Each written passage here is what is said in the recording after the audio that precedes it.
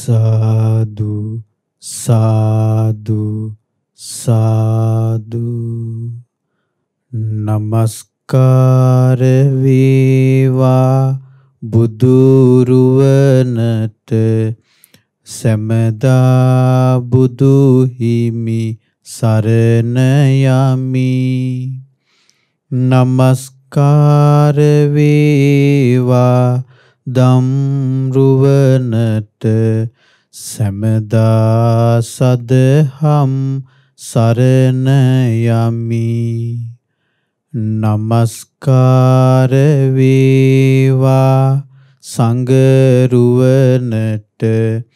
සැමදා මහා සංඝ සරණ යමි. නමස්කාර වේවා තුනුරුවනට සැමදා තිසරණ සරණ යමි. සාදු සාදු සාදු. අපගේ ගුරු දේවෝත්තම වූ කල්යාණ මිත්‍රෝ පින්වත් ලොකු ස්වාමීන් වහන්සේට අප හැමදෙනාගේ ගෞරවාදර නමස්කාරය වේවා. සාදු සාදු සාදු. ශ්‍රද්ධාවන්ත වාසනාවන්ත පින්වත්නි, විදර්ශනා ධර්ම දේශනා මාලාවේ අපි ඉගෙන ගනිමින් ඉන්නේ මජ්ක්‍ධිම නිකායේ මූල පණ්ණාසිකයට අයිති මහා වේදල්ල කියන සූත්‍ර දේශනාව. සාරිපුත්ත මහරහතන් වහන්සේත් මහා කොට්ටිත මහරහතන් වහන්සේත් අතර පැවති මේ සුවිශේෂී ධර්ම සාකච්ඡාව අපිට මේ භාග්‍යතුන් වහන්සේගේ ධර්මයේ නිර්වුල්ව ඉගෙන ගන්න අතිශයින්ම වැදගත් දේශනාවක්. දැන් අපි දේශනා ගණනාවකින් මේ සූත්‍ර දේශනාවේ කරුණු ඉගෙන ගනිමින් ඉන්නේ. අපි පහුගිය ටිකේම කතා කළේ මහා වේදල්ල සූත්‍රයේ තියෙන එක කරුණක් ගැන. මහා කොට්ටිත මහරහතන් වහන්සේ සාරිපුත්ත මහරහතන් වහන්සේගෙන් ඇහුවා චේතෝ විමුක්ති ඵලයත් පඤ්ඤා විමුක්ති ඵලයත් ඇති කරන ආකාරයට සම්මාදිට්ඨිය ඇති වෙන්න නම් කුමන අංගයන්ගෙන් සම්මාදිට්ඨිය අනුග්‍රහ ලැබිය යුතුද කියන ප්‍රශ්නේ. එතකොට සාරිපුත්ත මහරහතන් වහන්සේ මේ ප්‍රශ්නෙට දුන්නු පිළිතුර තමයි අපි සාකච්ඡා කළේ. අංග 5කින් අනුග්‍රහ ලබන සම්මාදිට්ඨිය තුලින් තමයි කිව්වා චේතු විමුක්ති ඵලයත් පඤ්ඤා විමුක්ති ඵලයත් උදා කරලා දෙන්නේ. මොකක්ද මේ අංග 5? සීලය පළවෙනි එක අපේ සීලය සම්බන්ධයෙන් කතා කළා. දෙවෙනි එක ශ්‍රුතය ඒ සම්බන්ධයෙන් කතා කළා. ඊට පස්සේ සාකච්ඡාව කතා කළා අපි. ඊට පස්සේ සමතය විදර්ශනාව. අපි පහුගිය දේශනා කීපකින් සමතය විදර්ශනාව ගැන කතා කළා. මේ සමතය විදර්ශන විශේෂයෙන්ම විදර්ශනාව ගැන තව බොහෝ කතා කරන්න තියෙනවා. නමුත් ඒක කෙලවරක් නෑ. විදර්ශනාව ගැන කතා කරන්න නම් කෙලවරක් නෑ. විදර්ශනාව ගැන කතා කරන්න තියෙන දහම් කරුණු. ඉතින් මේ විදිහට අපි දල වශයෙන් මේ සමතය විදර්ශනාව ගැනත් කතා කළා. අද අපි ඒ කොට සමසම් කරලා යනවා ඊළඟ ප්‍රශ්නෙට. මහා කොට්ටිත මහරහතන් වහන්සේ සාරිපුත්ත මහරහතන් වහන්සේගෙන් අර සාරිපුත්ත මහරහතන් වහන්සේ අර ඉස්සෙල්ලා ප්‍රශ්නෙට දුන්නු උත්තරී සම්බන්ධයෙන් සෑහීමකටපත් වෙලා සතුටටපත් වෙලා තවත් ප්‍රශ්නයක් අහනවා. මහා කොට්ටිත මහරහතන් වහන්සේ අහනවා කති පනාවුසෝ භවාති. ආයුෂ්මත්නි භවය කොටස් කීයක්ද? කති කියලා කිව්වේ කීයක්ද කියන එක. කති පනාවුසෝ භවාති. භව කීයක් තියෙනවාද? භවයේ කොටස් කීයකට බෙදෙනවාද? එතකොට මේ ප්‍රශ්නෙට සාරිපුත්ත මහරහතන් වහන්සේ දුන්න උත්තරේ තමයි අද අපි සාකච්ඡා කරන්නේ. එතකොට සාරිපුත්ත මහරහතන් වහන්සේ ප්‍රශ්නෙට දෙන උත්තරේ විදිහට දුන්නේ තයෝමි ආවසු භවති. ආයුෂ්මත්නි මේ භව තුනක් තියෙනවා. ඒ තමයි කිව්වා කාම භවෝ කාම භවය, රූප භවෝ රූප භවය, අරූප භවෝ අරූප භවය. එතකොට මේවා අපි ඉගෙනගෙන තියෙනවා. කාම භවය ගැනත්, රූප භවය ගැනත්, අරූප භවය ගැනත් අපි දේශනාවල ඉගෙනගෙන තියෙනවා. ඉතින් ඒ ගැන අපි ටිකක් අපි පොඩ්ඩක් අද සාකච්ඡා කරමු. ඔබ ඉගෙනගෙන තියෙන කරුණුමයි. නැවත මේ දේවල් මතක් කිරීම විතරයි මම මේ කරන්නේ. නැවත මතක් කර ගැනීම. ඒක ප්‍රයෝජනවත් වෙයි අපිට මේ ඉදිරියේදී අපි කරන දේශනාවලදී ප්‍රයෝජනෙයි පිණිස. ඉතින් පින්වත්නි, බුදුරජාණන් වහන්සේගේ ධර්මය තියෙන්නේ අපිට අහලා, ඒ ධර්මය අහලා හොඳට නුවණින් විමසන්න. නුවණින් විමසලා බලන්න. එදිරියේ නුවණින් විමසීම තුල තමයි මේ භාග්‍යතුන් වහන්සේගේ ධර්මය අවබෝධය කරා යන්න තියෙන්නේ. ඒකට ඒක ප්‍රතිපදාවක්. ධර්මයේ අවබෝධයට යාම කියන්නේ ප්‍රතිපදාවක්. එතන තියෙන්නේ ප්‍රතිපදාව තුළ තියෙන එක තමයි නිවන් මඟ කියලා කියන්නේ. නැත්නම් ආර්ය අෂ්ටාංගික මාර්ගය. ඒක සීල සමාධි ප්‍රඥා වශයෙන් තමයි ප්‍රධාන වශයෙන් කොටස් තුනකට බෙදෙන්නේ. සීලය කියපුවාම ආර්ය අෂ්ටාංගික මාර්ගයේ සීලය සම්මා වාචා, සම්මා කම්මන්ත, සම්මා ආජීව. ඊට පස්සේ සමාධිය කියපුවාම සම්මා වායාම, සම්මා සති, සම්මා සමාධි කියන මේ අංග තුන. ප්‍රඥාව කියපුවම සම්මා දිට්ඨි, සම්මා සංකප්ප. ඒතර සීල සමාධි ප්‍රඥා විදිහට මේක ප්‍රගුණ කරන්න තිබුණට මුලින් පටන් ගන්නේ දැන් සීලයෙන් තමයි, සීල සමාධි ප්‍රඥා තමයි.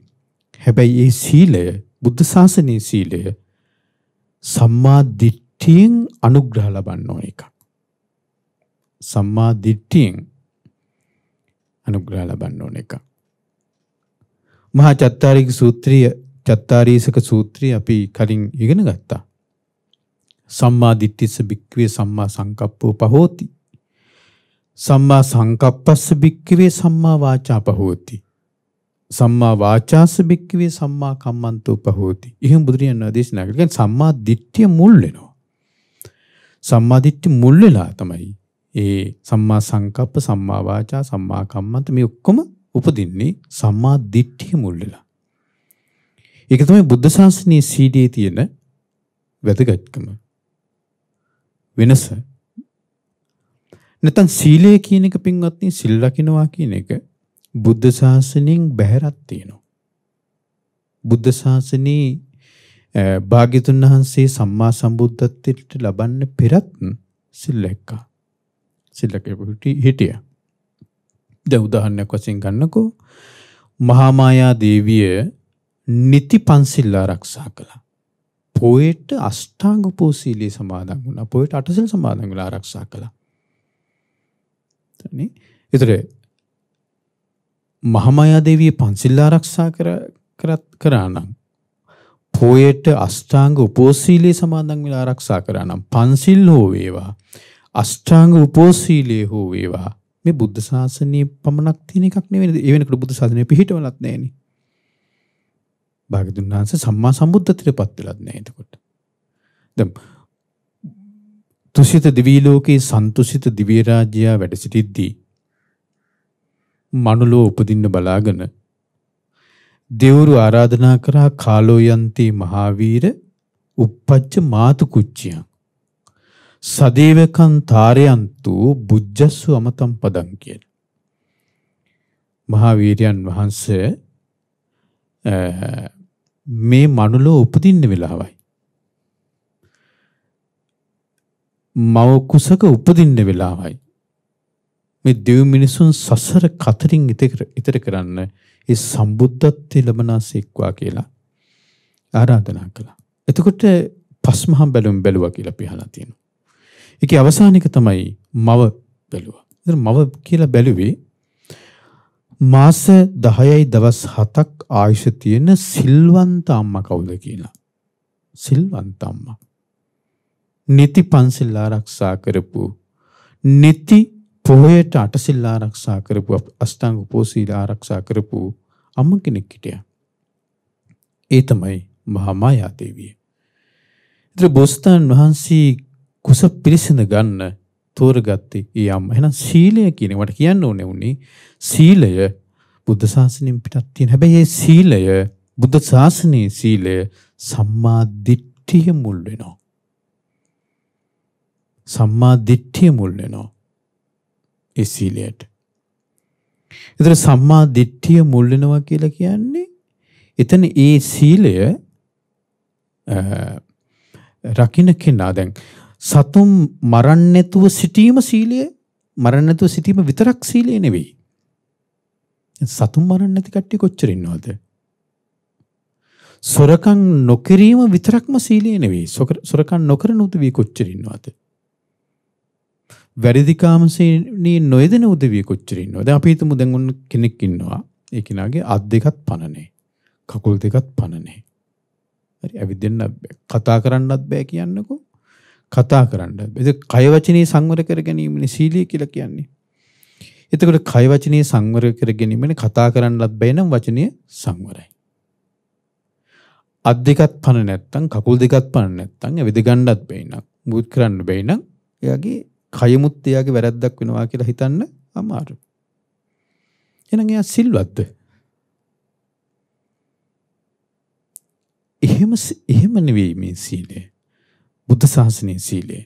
බුද්ධ ශාසනයේ සීලය කියන්නේ එයා සිල්වත් වෙනකොට ඒක සම්මා දිට්ඨිය මුල් වෙනවා කියලා කියන්නේ එයා ඒ සීලය පුරනකොට සිල්වත් වෙන්න සීලය පිරෙන්න සතුන් මැරෙන්න සතුන් ප්‍රාණඝාතයේ පිණිස එයා තුල යම් සංයෝජනයක් තියනවාද? ඒ සංයෝජනීය ප්‍රහාණය වීමක් වෙන්නේ. එතකොට මේ සංයෝජනීය ප්‍රහාණය වුණාට පස්සේ එයාට ආයි සතුන් මරනවා කියන එක අභව්‍යයි. සිදුවෙන්න බැරි දෙයක්.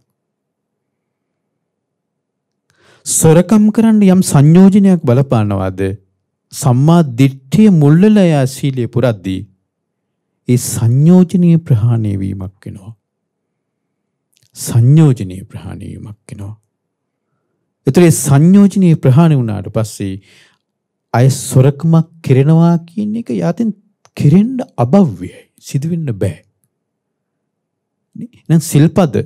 ඒ සිල්පද කැඩෙන්න යම් සංයෝජන බලපානවාද? ඒ සංයෝජන ප්‍රහාණය වීමක් වෙන්නේ. එහෙම නැතු මේ සතුන් නොමරවා ඉන්නවා කියන එකම නෙවෙයි මේ සීලය කියන්නේ. බුද්ධ ශාසනයේ සීලය කියන්නේ.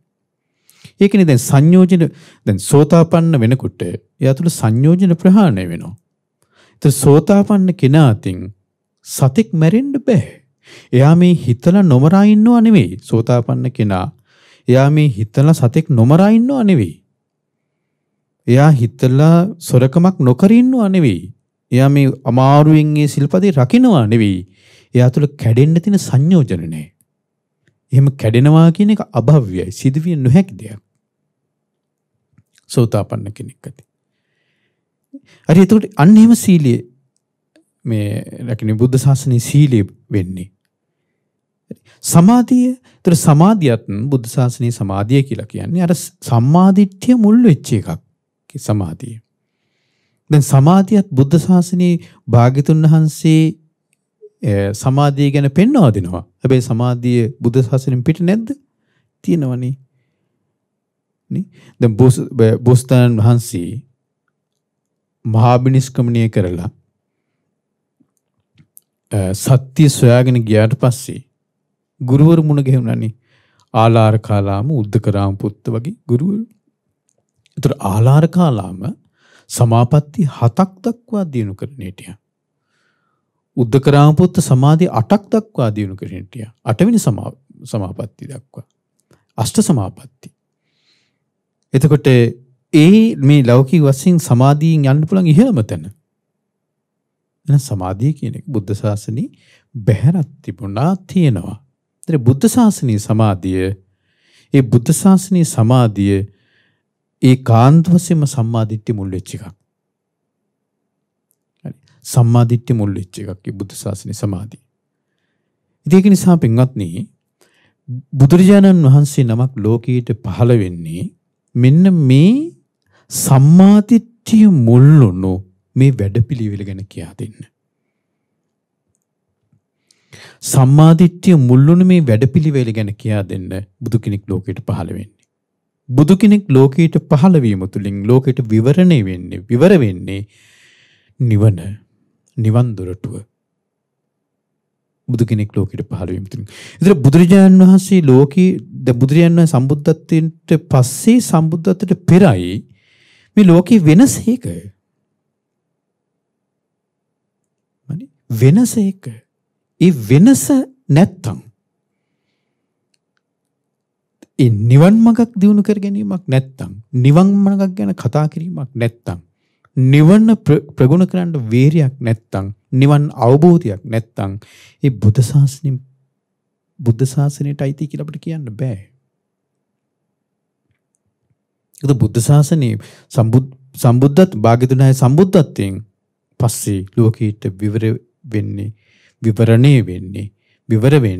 විවෘත වෙන්නේ නිවන් මඟ සම්මාදිට්ඨිය මුල් වෙච්ච වැඩපිළිවෙල.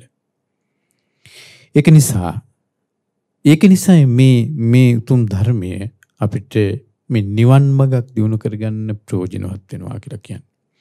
මේ ධර්මය අපි ඉගෙන ගත යුත්තේ. මේ ධර්මය අපි කතා කළ යුත්තේ. මේ ධර්මය අපි සාකච්ඡා කළ යුත්තේ. මේ ධර්මය අපි මතක තබා ගත යුත්තේ. මේ ධර්මය අපි නුවණින් විමසා බැලිය යුත්තේ. ඒ නිවන් මඟ ගැන කියා දෙන නිසා. එහෙම නැතුව මේ ලෝකේ අනිත් දේවල් කියා දෙන්න ඕන තරම් කට්ටිය ඉන්නවා. බුදුරජාණන් වහන්සේගේ ශ්‍රාවකයාගෙන් බලාපොරොත්තු වුණේ නිවන් මඟ කියා දීම. භාග්‍යවතුන් වහන්සේ සම්බුද්ධත්වයෙන් පස්සේ උරුවෙල් ජනපදයේ සිට බරණැස ඉසිපතන මිගදායට වැඩියා. බරණැස ඉසිපතන මිගදායේ පස්වග භික්ෂුන් වහන්සේලාට ධර්මයේ දේශනා කරලා ඒ පස්වග භික්ෂුන් වහන්සේලා අරහත්ත්වයටපත් වුණා. මුලින් සෝතාපන්න වුණා ධම්සක් පැවසුම් සූත්‍ර දේශනාවෙන්, අනාත්ම ලක්ෂණ සූත්‍ර දේශනාවෙන් අරහත්ත්වයටපත් වුණා. ඉන්පස්සේ ටික දවසකින් වස් සමාදන් වෙලා මේ පළවෙනි වස බරණැස ඉසිපතන මිගදායේ ගත කළේ වස් කාලේ. ඒතර වස් කාලය කියලා කියන්නේ වැහි කාලේ, වැස්ස වහින කාලේ. ඒක තමයි වස කියලා කියන්නේ. වස්සාන කාලය කියලා කියන්නේ.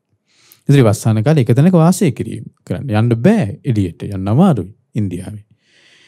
එතකොට ඒ වස් කාලේ අවසන් වෙනකොට තව මේ බරණැස ඉසිපතන මිගදායේදී පැවිදි වෙලා රහත්ත්වයටපත් වුණා යසකුල පුත්‍රයාගේ යාළුවෝ 54 දෙනා. වස්තුම් මාසය අවසන් වෙනකොට භාග්‍යවතුන් වහන්සේ ඇර රහතන් වහන්සේලා 69යි. භාග්‍යවතුන් වහන්සේත් එක්කම 69යි. වස්තුම් මාසය අවසානයේ භාග්‍යවතුන් වහන්සේ මේ රහතන් වහන්සේලා අමතා දේශනා කරනවා චරත භික්ඛවේ චාරිකං බහුජන හිතාය බහුජන සුඛාය අත්තාය හිතාය සුඛාය දේව මනුස්සානං. මහණෙනි චාරිකාවේ හැසිරෙන්න චරත භික්ඛවේ චාරිකං බහුජන හිතාය බොහෝ ජනයාට හිත පිණිස, බහුජන සුඛාය බොහෝ ජනයාට සැපය පිණිස, අත්තාය හිතාය සුඛාය දේව මනුස්සානං දෙවි මිනිසුන්ට අර්ථය පිණිස, සැපය පිණිස, සුවය පිණිස චාරිකාවේ හැසිරෙන්න. භාග්‍යවතුන් වහන්සේ වදාලා දේශේත භික්ඛවේ ධම්මං මහණෙනි ධර්මයේ කියා දෙන්න. මොන ධර්මයේද? ආදි කල්යාණං මුල පිරිසිදු වූ, මජ්ජේ කල්යාණං මැද පිරිසිදු වූ, පරියෝසాన කල්යාණං අවසානීය පිරිසිදු වූ, සාත්තං මන අර්ථ වලින් යුක්ත වූ, සබ්යංජනං මන ප්‍රකාශනයන්ගෙන් යුක්ත වූ, කේවල පරිපුන්නං මුළුමනින්ම පිරිපුන් වූ, පරිසුද්ධං පිරිසිදු වූ, බ්‍රහ්මචර්යම් පකාසීත. බ්‍රහ්මචර්ය කියා දෙන්න. බ්‍රහ්මචර්ය කියලා කිව්වේ නිවන් මඟ. එනම් බුදුරජාණන් වහන්සේ භික්ෂුන් වහන්සේට දුන්නු අවවාදය තමයි නිවන් මඟ කියා දෙන්න. දෙව් මිනිසුන්ට හිතවත් නම්, දෙව් මිනිසුන්ට අනුකම්පාවක් තියෙනවා නම්, දෙව් මිනිසු උදෙසා කරුණාවෙන් ඒ උදවේගේ යහපත සැපය පිණිස නිවන් මඟ කියා දෙන්න. බුදුරජාණන් වහන්සේගේ පැවිදි ශ්‍රාවකයන්ගෙන් බලාපොරොත්තුනේ නිවන් මඟ කියා දීම. ඒ ශාස්ත්‍රුන් වහන්සේ බලාපොරොත්තු වෙච්ච දේ. ඉතින් නිවන් මඟක් දිනු කරගන්න තමයි අපිට මේ බුදුරජාණන් ධර්මය ඕනි. ඒතර අපි අද කතා කරන්නේ භවය ගැන. භවය කියන වචනය බුද්ධ දේශනාවල යම් තැන්වල සඳහන් වෙලා තියෙනවා. භවය කියන එකට තේරුමුත් කීපයක් තියෙන්න පුළුවන්. ඒතර භවය කියලා කියනවා දැන් අපි සාමාන්‍ය අපි කතා කරනකොට භවය කියන්නේ මේ උපත, එහෙමත් නැත්නම් මේ භවය කියලා කියන්නේ මේ උපත. ඊට පස්සේ පෙර භවය කියලා කිව්වේ, පෙර භවය කියනවා කියනම කිව්වේ පෙර උපත්. ඊට පස්සේ මතු භවය කියලා කිව්වේ ඊළඟ උපත. හරි, මතු භවය ඊළඟ උපත. ඒතර මේ විදිහට මේ උපත ගැන කියන්න භවය කියන වචනේ පාවිච්චි කළා. ඒක එකක්. ඊළඟට භවය කියන වචනේ පාවිච්චි කරා භව විභව කියලා තියෙන්නේ. භවය කියලා කියන්නේ පැවැත්ම කියන එක. භවය. විභවය කියලා කියන්නේ නොපැවැත්ම. එහෙනම් ඔන්න පැවැත්ම නොපැවැත්ම කියන දෙක කියන්නත් භවය විභවය කියන එක පාවිච්චි කළා. එහෙනම් භවය කියලා කියන එකේ තවත් තේරුමක් තමයි පැවැත්ම කියන අර්ථය. පවතිනවා කියන අර්ථය, පැවැත්ම ගැන කියන අර්ථය භවය කියන එකට. ඉතින් මෙතනදී භවය කියලා කිව්වේ බුදුරජාණන් වහන්සේ මේ සාරිපුත්ත මහරහතන් වහන්සේ විස්තර කරන තවත් දේශනාවල මේක මෙහිම තියෙනවා. භවය කියන එකට මේ අර්ථය මොකද්ද? තයෝ මේ ආවුසු භව. ආයුෂ්මත්නි භවයේ තුන් ආකාරයි. භව තුනයි. මොකද්ද? කාම භව, රූප භව, අරූප භව. ඒතර මේකට අය වෙන අටුවා ටීකා ඕනේ නැහැ. බුදුරජාණන් වහන්සේගේම දේශනාවේ තියෙනවා මොකක්ද මේ භවය කියන්නේ? මේ අර්ථයෙන් භවය කියන්නේ කුමක්ද කියලා භාග්‍යතුන් වහන්සේගේ දේශනාවලම තියෙනවා. බුදුරජාණන් වහන්සේ මේ කාම භවය කියන එක විස්තර කරලා තියෙනවා. කාම භවය කියන එක.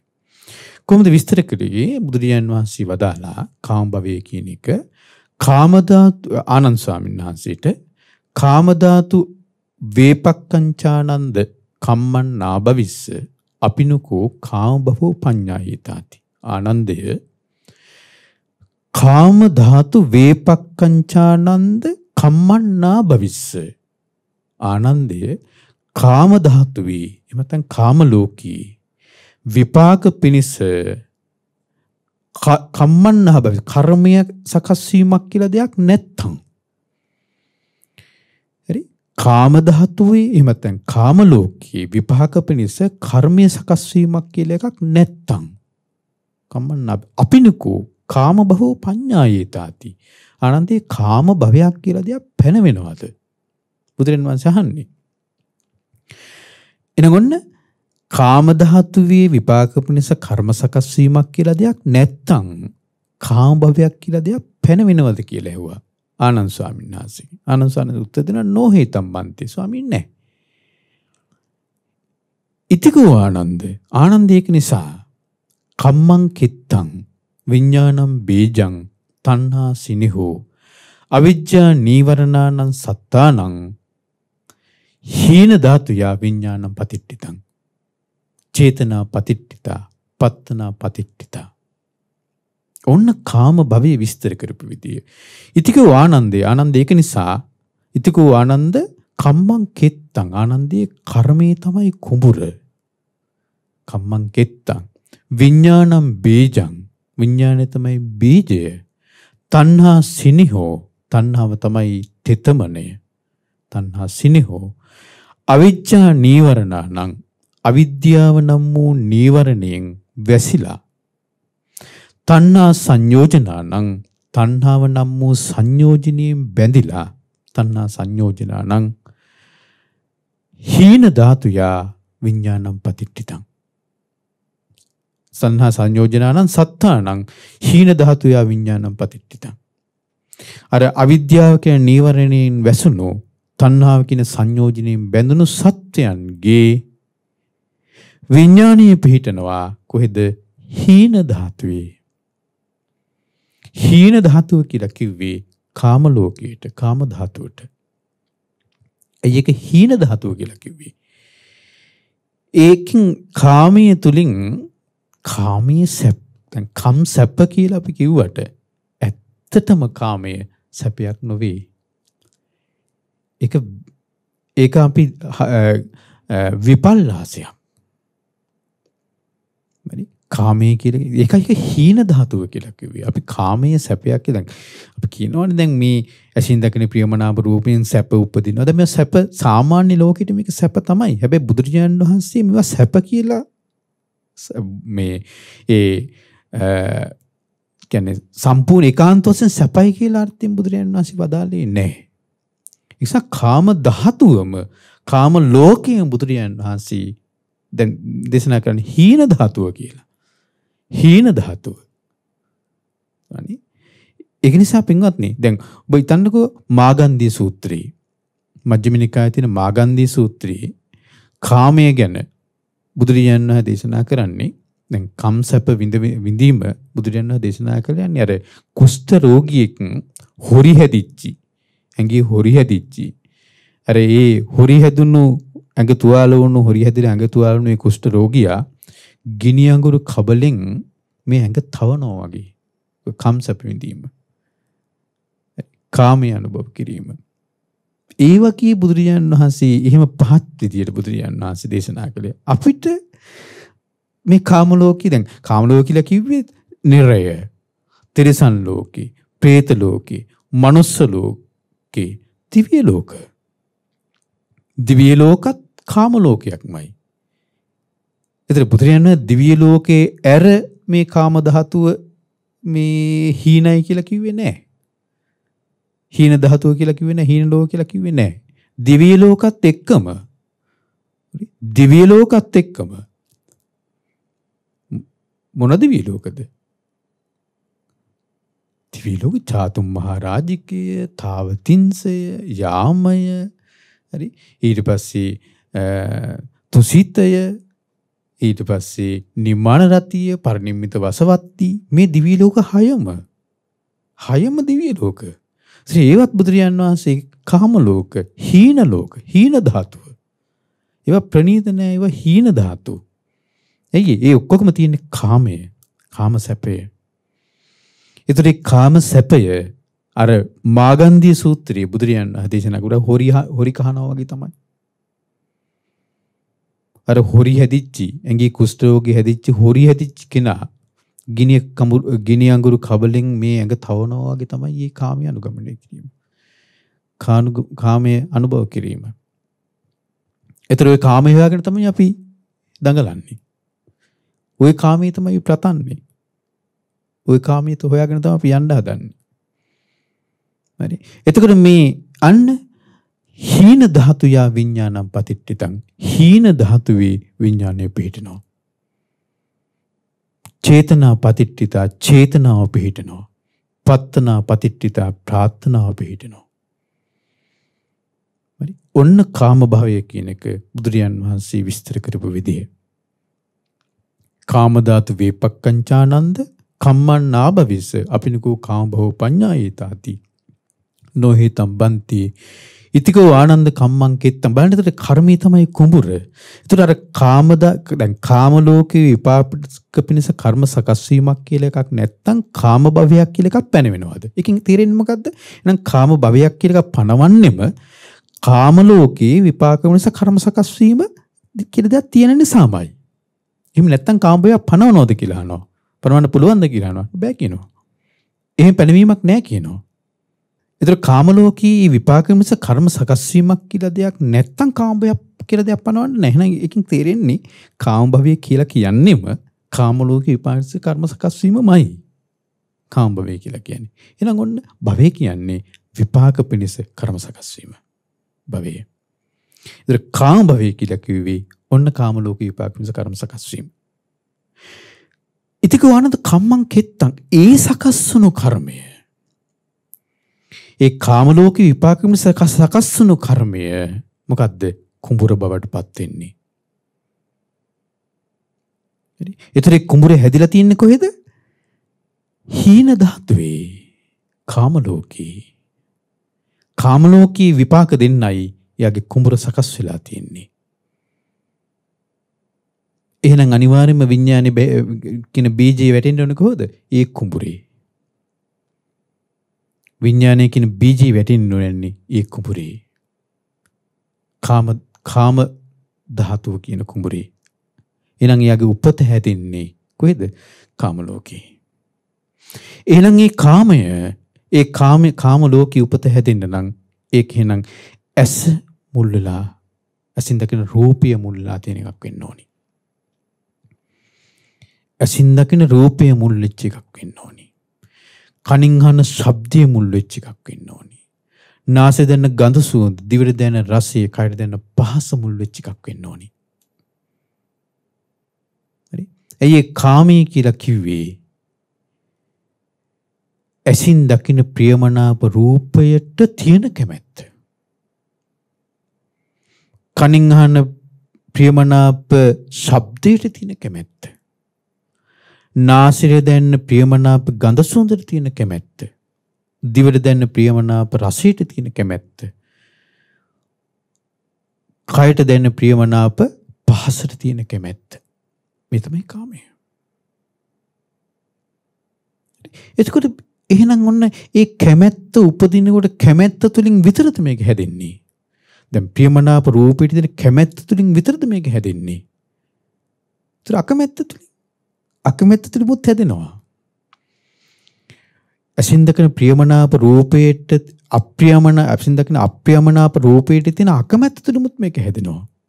ඇයි අකමැති වෙන්නේ? අකමැති වෙන්නේ හොඳට මතක තියාගන්න.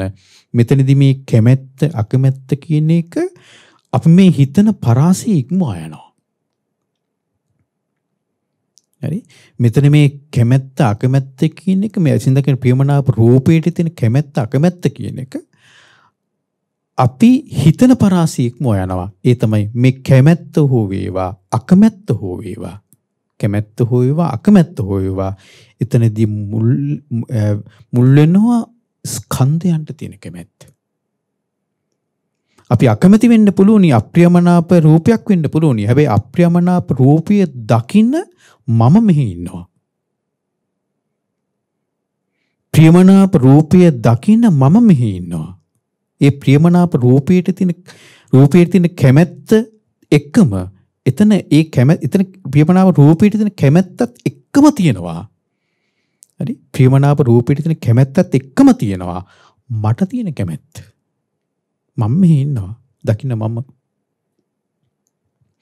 අප්‍රියමනාප රූපයට තියෙන අකමැත්තත් එක්කම මට තියෙන කැමැත්ත තියෙනවා. ඒ අප්‍රියමනාප රූපය දකින්න මම මෙහි ඉන්නවා. මම කියලා හිතාගෙන මේ ස්කන්ධ පහට මම කැමතියි. එතන තණ්හාවක් තියෙනවා. හරි? ඒක නිසා එතන අප්‍රියමනාප රූපය ඔස්සේත් ඒක හට ගන්නවා. කර්මය හැදෙනවා. හරි? එහෙනම් ඔන්න කාම භවය කියලා කිව්වේ ඒක. ඊපස්සේ රූප භවය කියලා කිව්වේ මොකද්ද? තවත් අපි ඉගෙන ගන්න ඕනේ තමයි භවය කියන එක. භවය කියන එක තවත් විදිහකට කියනවා නම් එතන කම්ම භවය කියලා තවත් විදිහකට බෙදෙනවා. කම්ම භවය. කම්ම භවය කියපුවාම එතන කම්ම භව තුනක් තියෙනවා. ඒ තමයි ඒක තවත් විදිහට හඳුන්වනවා නම් සංඛාර කියලා හඳුන්වනවා. පුඤ්ඤාභි සංකාර, අපුඤ්ඤාභි සංකාර, ආනිඤ්ඤාභි සංකාර. ඒතර පුඤ්ඤාභි සංකාර, අපුඤ්ඤාභි පිනට අනුව මේ කර්මය හැදෙනවා. අපුඤ්ඤාභි සංකාර පවට අනුව මේ කර්මය හැදෙනවා. ආනිඤ්ඤාභිසංකාර ධානයවලදී මේ කර්මය හැදෙනවා. පුඤ්ඤාභිසංකාර, අපුඤ්ඤාභිසංකාර, ආනිඤ්ඤාභිසංකාර. දැන් මේ කාම ලෝකී විපාක මිස කර්ම හැදෙන්නේ පුඤ්ඤාභිසංකාර, අපුඤ්ඤාභිසංකාර වලින්. පුඤ්ඤාභිසංකාර, අපුඤ්ඤාභිසංකාර වලින් හැදෙන්නේ. ඒතර අපි පිනක් සිදු කරගත්තත්, පවක් සිදු කරගත්තත් ඒ කර්මයේ හීන ධාතුවේ හැදිලා.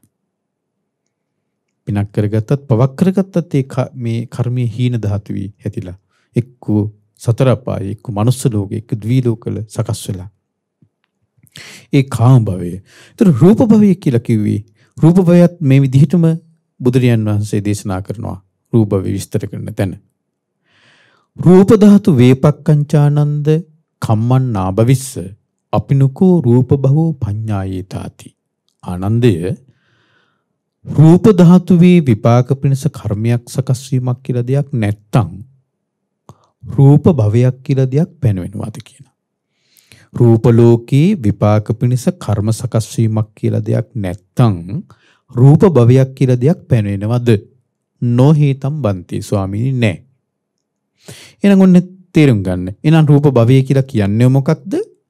රූප ලෝකේ විපාක පිණිස කර්ම සකස් වීමමයි.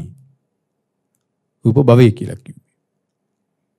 මොකද එහෙම දෙයක් නැත්තම් රූප භවයක් කියලා දෙයක් නෑ කියනවා. ඉතිකෝ ආනන්දයක නිසා කම්මං කෙත්තං විඥානං බීජං තණ්හා සිනිහෝ අවිජ්ජා නීවරණානං සත්තානං මජ්ක්‍ධිමා ධාතුයා විඥානං පතිට්ඨිතං චේතනා පතිට්ඨිතා පත්තනා පතිට්ඨිතා. ඔන රූප ධාතුව. ඒතර රූප ධාතුවට බුදුරජාණන් වහන්සේ වදාලා මජ්ක්‍ධිමා ධාතුයා. මජ්ක්‍ධිමා ධාතුවේ. ඒතර මජ්ක්‍ධිමා ධාතුව කියලා කිව්වේ රූප භවය කියලා කිව්වේ රූප ලෝක. කාම ලෝක නෙවෙයි රූප ලෝක. රූප ලෝක කියලා කිව්වේ රූපාවචර ධානවලදී ඒ සකස් වන කර්මයෙන් උපදින ලෝක. රූපාවචර ධාන 4ක් තියෙනවා. ඒතර ඒ කාමයට අයිති නෑ ඒවා. ඒතර රූපාවචර ධාන වල 4න් පළවෙනි එක තමයි පළවෙනි ධානය. මේක රූපාවචර ධානයක්. මේක කාමේ නෑ.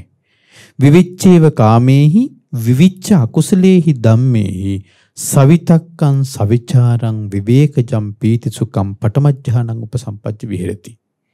එහෙනම් ඔන්නේ ඒකෙදී විවිච්ඡේව කාමේහි කාමයන්ගෙන් වෙන් වෙලා. ඒතර රූප ධානවල පළවෙනි ධානයත් කාමයන්ගෙන් වෙන් වෙලා. කාමයේ නෑ. ඇසින් දකින ප්‍රියමනාප රූපය ඔස්සේ ඒ රූපේ ධානය තුල නෑ. කනින් අහන ප්‍රියමනාප ශබ්ද ඔස්සේ ඇති වෙන විඳීමක් ඒ ධානවල නෑ. වින්දනයක් නෑ. නාසයෙන් දැනෙන ගඳ සුවඳ, දිවට දැනෙන රසය, කයට දැනෙන පහස මේ ඔස්සේ ඇති වෙන විඳීමක් වින්දනයක් ඒ ධානවල නෑ. කාමයන්ගෙන් වෙන් වෙලා. විවිච්ඡේව කාමේ විවිච්ඡ අකුසලේ ධම්මේ. අකුසල ධර්මයන් කියලා කිව්වේ පංච නීවරණ. කාමච්ඡන්ද, ව්‍යාපාද, තීන මිද්ද, උද්ධච්ච කුක්කුච්ච විචිකිච්ඡා කියන මේ අකුසල ධර්ම නෑ. එහෙනම් ඔන්න මේ පළවෙනි ධානයේ රූප ධාන වලින් පළවෙනි ධානයේ තුල කාමයේ නෑ, අකුසල ධර්මයේ නෑ. විච්ඡේව කාමෙහි විච්ඡ අකුසලේ ධම්මේ සවිතක්කං සවිචාරං. විතර්ක විචාර තියෙනවා. විතක්ක විචාර තියෙනවා. ඒ විතක්ක කියලා කිව්වේ ඒ තමන් භාවනා කරන්න යොදා ගන්න අරමුණ තියෙනවා නම් භාවන අරමුණ තියෙන. ඒ අරමුණ අල්ලා ගැනීම. විතර්කය. අරමුණ අල්ලගෙන. ඒක පිරිමැදීම. ඒ අරමුණ නැවත ඒ අරමුණ පැවැත්වීම විචාරය. හරි? විතක්ක විචාර. එතකොට විතක්ක විචාර තියෙන්නේ අරමුණත් එක්ක. භාවනා අරමුණත් එක්ක. අරමුණ ගැන ඇති වෙන විතක්ක විචාර. හරි? එතකොට හරියට ඒක දැන් ගන්ටාරයක් ගහනවා නම් ඒ ගන්ටාරේ අර ලණුව ඇද්දලා අර ගන්ටාරේ ටාංගල ගහන එක තමයි විතක්කය. විචාරය කියලා කියන්නේ ඒක රැවුදීම. විචාරය. ඒ වගේ. හරි?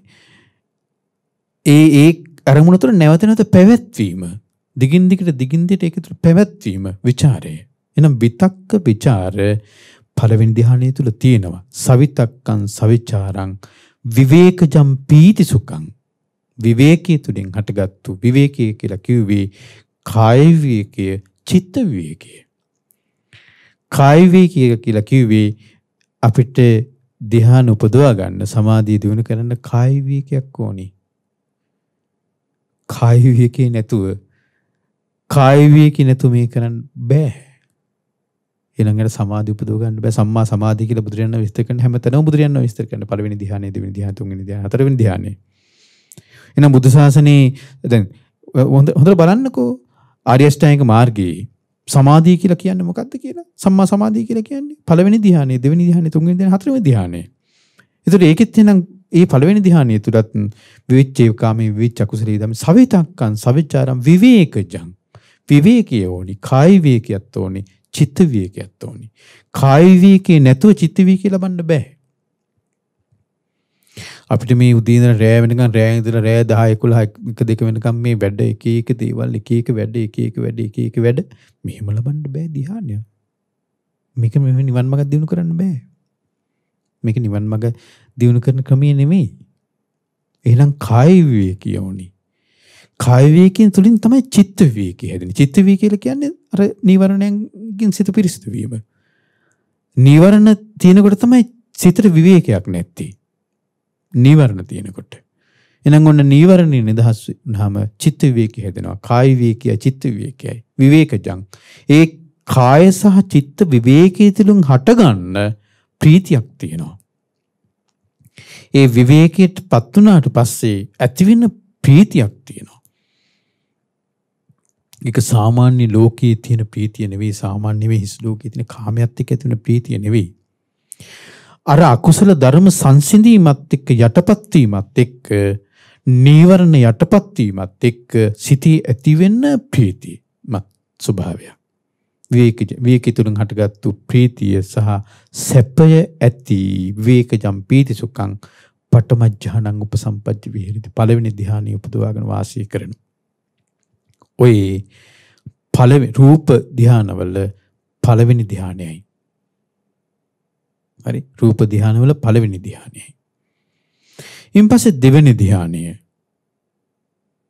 හරි, දෙවෙනි ධ්‍යානය තමයි විතක්ක ਵਿਚාරාණං වූපසමා අජ්ජත්තං සම්පසාදනං චේතසෝ ඒකෝදි භාවං අවිතක්කං අවිචාරං සමාධිජම් පීති සුඛං ဒုတိ ය ඥානං උපසම්පජ්ජ විහෙරති. ඒතර දෙවෙනි ධ්‍යානයට යනවා. දැන් පළවෙනි ධ්‍යානයේ දැන් කණ්ඨක කියන සූත්‍රයේ බුදුරජාණන් වහන්සේ දේශනා කරන කණ්ඨක කියන සූත්‍රයේ පළවෙනි ධ්‍යානයේට තියෙන කටුව තමයි කියනවා කාමය. දැන් මේක සමහර කට්ටිය වැරදි විදිහට අල්ල ගන්නවා. පළවෙනි ධ්‍යානයේ තුල කාමයේ තියෙනවා කියලා. පළවෙනි මේකෙන් අදහස් කරන්නේ පළවෙනි ධ්‍යානයේ තුල කාමයේ තියෙනවා කියන එක නෙමෙයි. පළවෙනි ධ්‍යානයේට කිට්ටුයි, ආසන්නයි, ළඟයි කාමය. නිසා පළවෙනි ධ්‍යානයට පත්වෙච්ච කෙනා එයා කල්පනා කරනවා මේ පළවෙනි ධ්‍යානයට ආසන්නයි කාමය. පළවෙනි ධ්‍යානයට කටුවක් කියනවා කාමය. එතකොට ඒ පළවෙනි ධ්‍යානයට කාමයේ කටුවක් නම් එයා පළවෙනි ධ්‍යානයට ආසන්නයි නම් කාමය. එතකොට එයා ඉක්මනින් එහෙනම් ඒ පළවෙනි ධ්‍යානෙන් උඩට යන්න උත්සාහ කරනවා. පළවෙනි ධ්‍යානයේ අනතුරු දකින්නවා එයා. ඒකේ ආදීනව දකින්නවා එයා. එතකොට ඒකේ ආදීනව දකිනකොට එයා ඊළඟ ධ්‍යානයට යන්න බලනවා. ඊළඟ ධ්‍යානයට යනකොට ඒ ධ්‍යානයටපත් වෙනකොට එයා තුළ තිබුණා නම් අර සමාධි නිමිත්ත කෙරෙහි තිබුණු විතක්ක ਵਿਚාර ඒක සංසිඳෙන්න පටන් ගන්නවා. විතක්ක ਵਿਚාර සංසිඳෙන්න පටන් ගන්නවා. ඒතර සංසිඳෙනකොට ඒ විතක්ක ਵਿਚාර සංසිඳීම ඔන්න දෙවෙනි ධ්‍යානයයි. විතක්ක ਵਿਚාරණං වූපසමා අජ්ජත්තං සම්පසාදනං ආධ්‍යාත්මික තමා තුළම සිත ප්‍රසාදයටපත් වෙලා. හරි, සම්පසාදනං චේතසෝ ඒකෝ ဒုတိ ය ඥානං උපසම්පජ්ජ විහෙරති. අජ්ජත්තං සම්පසාදනං චේතසෝ ඒකෝදි භාවං අවිතක්කං අවිචාරං සමාධිජම් පීති සුඛං. විතක්ක ਵਿਚාර නැති සමාධිය තුලින් හටගත්තු ප්‍රීතියක් සහ සැපයක් ඇති. ප්‍රීතිය තියෙනවා, සැපේ තියෙනවා. පීති සුඛං ဒုတိ ය ඥානං උපසම්පජ්ජ විහෙරති. දෙවෙනි ධ්‍යාන උපදවාගෙන වාසය කරනවා. හරි. ඒතර දෙවෙනි ධ්‍යානයේ තුල පළවෙනි ධ්‍යාන තුන විතක්ක ਵਿਚාර පීති සුඛ ඒකාග්‍රතාව මේ අංග පහම තිබුණා. බුදුරජාණන් දේශනා කරනවා පළවෙනි ධ්‍යානයටපත් වෙනකොට අංග පහක් නැති වෙලා යනවා. අංග පහක් උපදිනවා. නැති වෙන අංග පහ තමයි කාමච්ඡන්ද ව්‍යාපාද තීන මිද්ද උද්ධච්ච කුජ විචිකිච්ඡා කියන මේ අංග පහ පළවෙනි ධ්‍යානයටපත් වෙනකොට නැති වෙලා යනවා. පළවෙනි ධ්‍යානයටපත් වෙනකොට පළවෙනි ධ්‍යාන තුල තව අංග පහක් පිහිටනවා. ඒ තමයි විතක්ක ਵਿਚාර පීති සුඛ ඒකාග්‍රතාව. ඒතර පළවෙනි ධ්‍යානයටපත් වෙච්ච කෙනාට කාමයේ ළඟයි. ඒ නිසා ඒ ආදීනවේ දකිමින් එයා පළවෙනි ධ්‍යානෙන් ඉහළට යන්න උත්සාහ කරනවා. ආදීනව කල්පනා කරමින්. එතකොට මොකක්ද දකින්න ආදීනවේ පළවෙනි ධ්‍යානෙට කාමයට කිට්ටුයි. එහෙනම් එයා විතක්ක ਵਿਚාර කාමයට ආසන්නයි. මේක නිසා විතක්ක ਵਿਚාර සංසිඳවනවා එයා. එයාට බාධාවක් කොට සලකනවා විතක්ක ਵਿਚාර. එහෙනම් විතක්ක ਵਿਚාර වල ආදීනව දකින්න විතක්ක ਵਿਚාර සංසිඳෙනවා. සංසිඳනකොට ඔන්න විතක්ක ਵਿਚාර සංසිඳුණා කියලා කියන්නේ දෙවෙනි ධ්‍යානෙ. දෙවෙනි ධ්‍යාන වල විතක් අවිතක්කං අවිචාරං සමාධිජම් පීතිච සමාධියෙන් හටගත්තු ප්‍රීතියත් සැපයත් ඇති දෙවෙනි ධ්‍යාන. එනම් දෙවෙනි ධ්‍යානය තුල අංග තුනක් තියෙනවා. පීති සුඛ ඒකාග්‍රතාව. ඒ රූප ධ්‍යානවල දෙවෙනි ධ්‍යානෙ. හරි. ඊට තුන්වෙනි ධ්‍යානෙ තමයි පීතියාච විරාගා උපෙක්ඛකෝච විහෙරති. සතෝච සම්පජානෝ සුකංච කායේන පටිසංවේදීති. යන්තං අරියා ආචික්ඛන්ති උපෙක්ඛකෝ සුකමාස් උපෙක්ඛකෝ සතිමා සුඛ විහාරීති තතියඥානං උපසම්පච්ච විහෙරති. ඔන්න තුන්වෙනි ධ්‍යානෙ. ඒතර දෙවෙනි ධ්‍යානෙට පත්වෙච්ච කෙනා ඒ දෙවෙනි ධ්‍යානෙට පත්වෙච්ච කෙනාට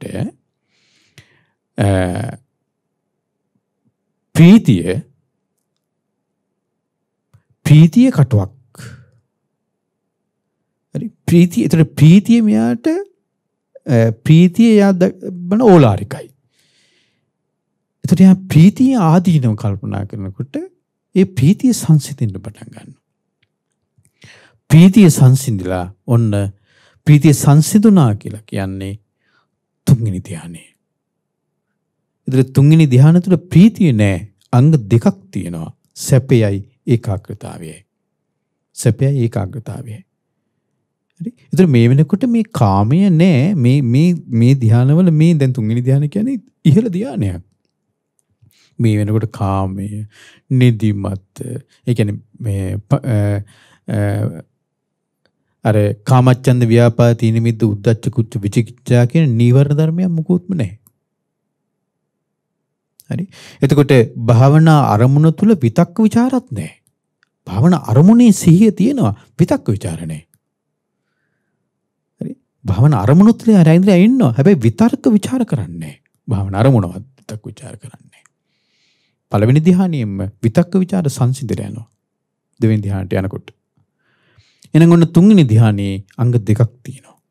ඊපස්සේ හතරවෙනි ධ්‍යානයේ සුඛස්සච පහානා දුක්ඛස්සච පහානා පුබ්බේව සෝමනස්ස දෝමනස්සානං අත්ථංගමා අදුක්ඛං අසුඛං උපේක්ඛා සති පාරිසුද්ධින් චතුත්ථ ඥානං උපසම්පatti විහෙරති. ඔන්න තුන්වෙනි ධ්‍යානයේ ඉක්මවා යනවා යා. ඉක්මවා යනකොට දැන් තුන්වෙනි ධ්‍යානයේ ඉන්න කෙනාට එයා කල්පනා කරන මේ සැපය කියන එක බාධාවක්. එයා සැපයත් අතහරිනවා. සුඛස්සච පහානා දුක්ඛස්සච පහානා දුකත් අතහරිනවා. දුක නෑ කොහොමද? පුබ්බේව සෝමනස්ස දෝමනස්සනං අත්තංගමා. මෙයාගේ සොම්නස් දොම්නස් දෙක මුලින්ම නැති වෙලා තියෙන්නේ. පුබ්බේව සෝමනස්ස දෝමනස්සනං අත්තංගමා අදුක්ඛං අසුඛං දුක් නැති සැප නැති අදුක්ඛං අසුඛං උපේක්ඛා සති පාරිසුද්ධින් පිරිසිදු උපේක්ෂාවක් ඇති උපේක්ඛා සති පාරිසුද්ධින් චතුත්ථ ඥානං උපසම්පජ්ජ විහෙරති.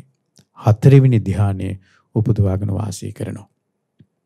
ඊළඟ ඔන්න හතරවෙනි ධ්‍යානය. හතරවෙනි ධ්‍යානයේ තුල විතක්ක ਵਿਚාරත් නැහැ, ප්‍රීතියත් නැහැ, සැපයත් නැහැ. තියෙන්නේ පිරිසුදු ඒකාග්‍රතාවයේ උපේක්ෂා විතරයි. හතරවෙනි ධ්‍යානය තුල තියෙන. එතන හතරවෙනි ධ්‍යානයේ තමයි මේ රූපාවචර රූප ධ්‍යානවල හතරවෙනි ධ්‍යානෙ. දැන් රූප ධ්‍යාන 4යි. එතන මේ හතරවෙනි ධ්‍යානයේ සිත හරීම මෘදු මොලොක්. හරි. ඒතර බුදුරජාන් වහන්සේ ওই හතරවෙනි ධ්‍යානයේ තුල තියෙන සිතේ ස්වභාවය විස්තර කරනවා දේශනා ගන්නාවකින්ම. ඒවන් සමාහිතී චිත්ති මුදුබූති කම්මනී තිතේ ආනෙන්ජප්පත්ති.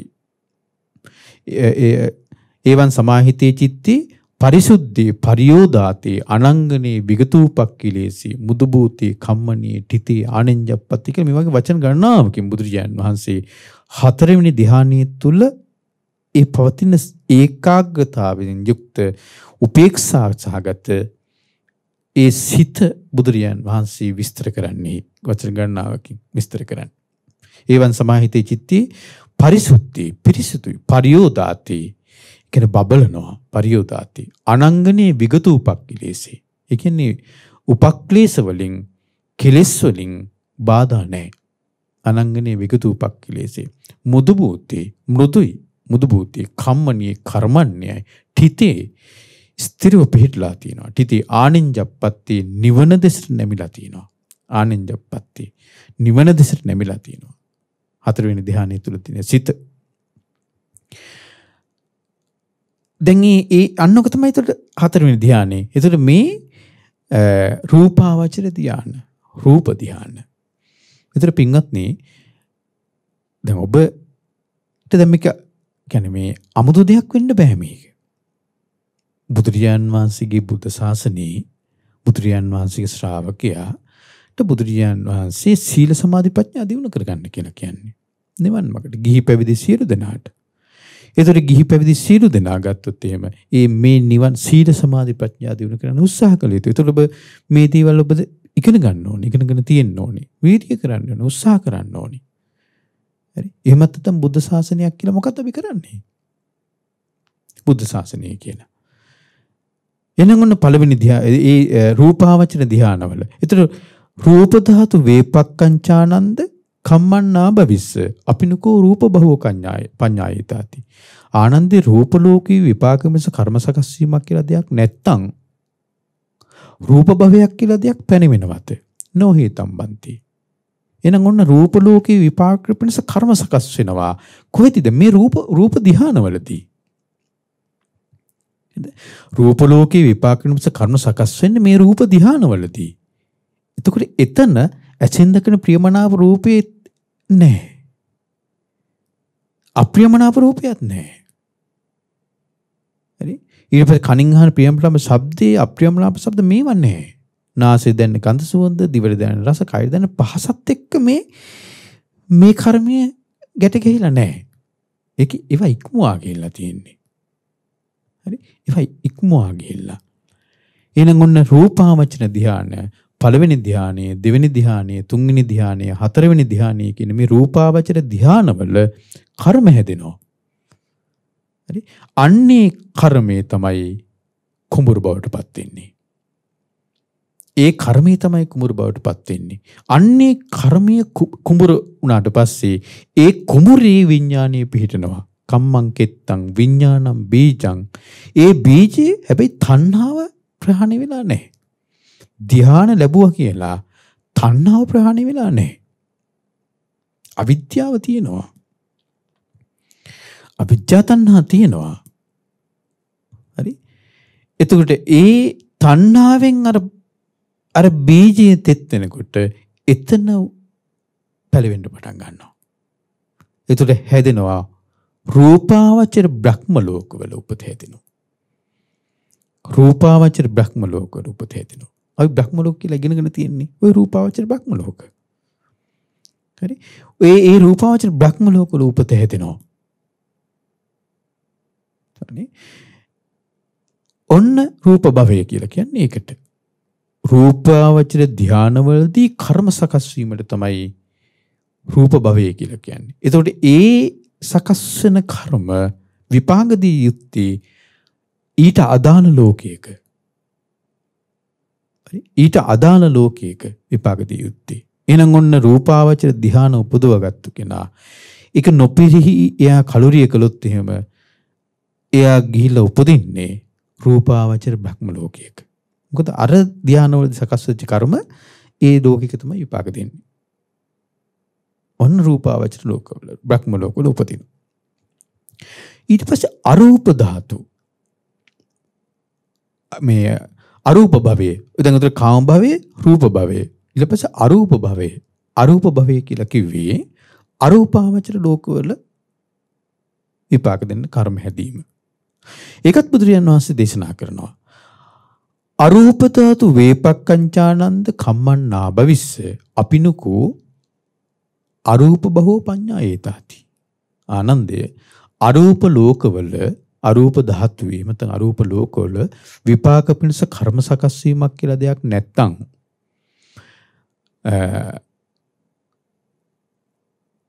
අරූප භවයක් කියලා දෙයක් පැනවෙනවද? දෙක විස්තර කරන්නේ අරූප ධාතු වේපක්ඛංචානන්ද කම්මන්නා භවිස්ස අපිනුකු අරූප භව පඤ්ඤායති. අරූප ලෝකවල විපාකනිස කර්ම සකස් වීමක් කියලා දෙයක් නැත්නම් අරූප භවයක් කියලා දෙයක් පැනවෙනවද?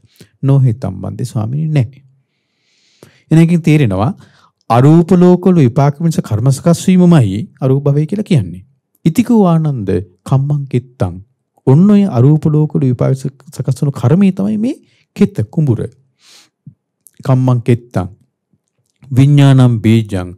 විඥානය තමයි බීජය. තණ්හාසිනිහෝ තණ්හාව තියෙනවා. ඒ තණ්හාවෙන් තෙත් වෙනවා. අවිද්‍යාව සිටිලා නැහැ.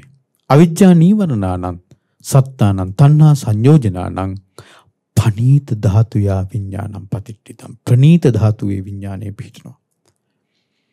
එහෙනම් සතර අපාය මනුස්ස ලෝකේ දිව්‍ය ලෝක ටික හීන ධාතුව. ඊපස්සේ රූපාවචර බ්‍රහ්ම ලෝක මජ්ක්‍ධිමා ධාතුව අරූපාවචර බ්‍රහ්ම ලෝක පනීත ධාතුව. අරූපාවචර බ්‍රහ්ම ලෝක ප්‍රනීත ධාතුව.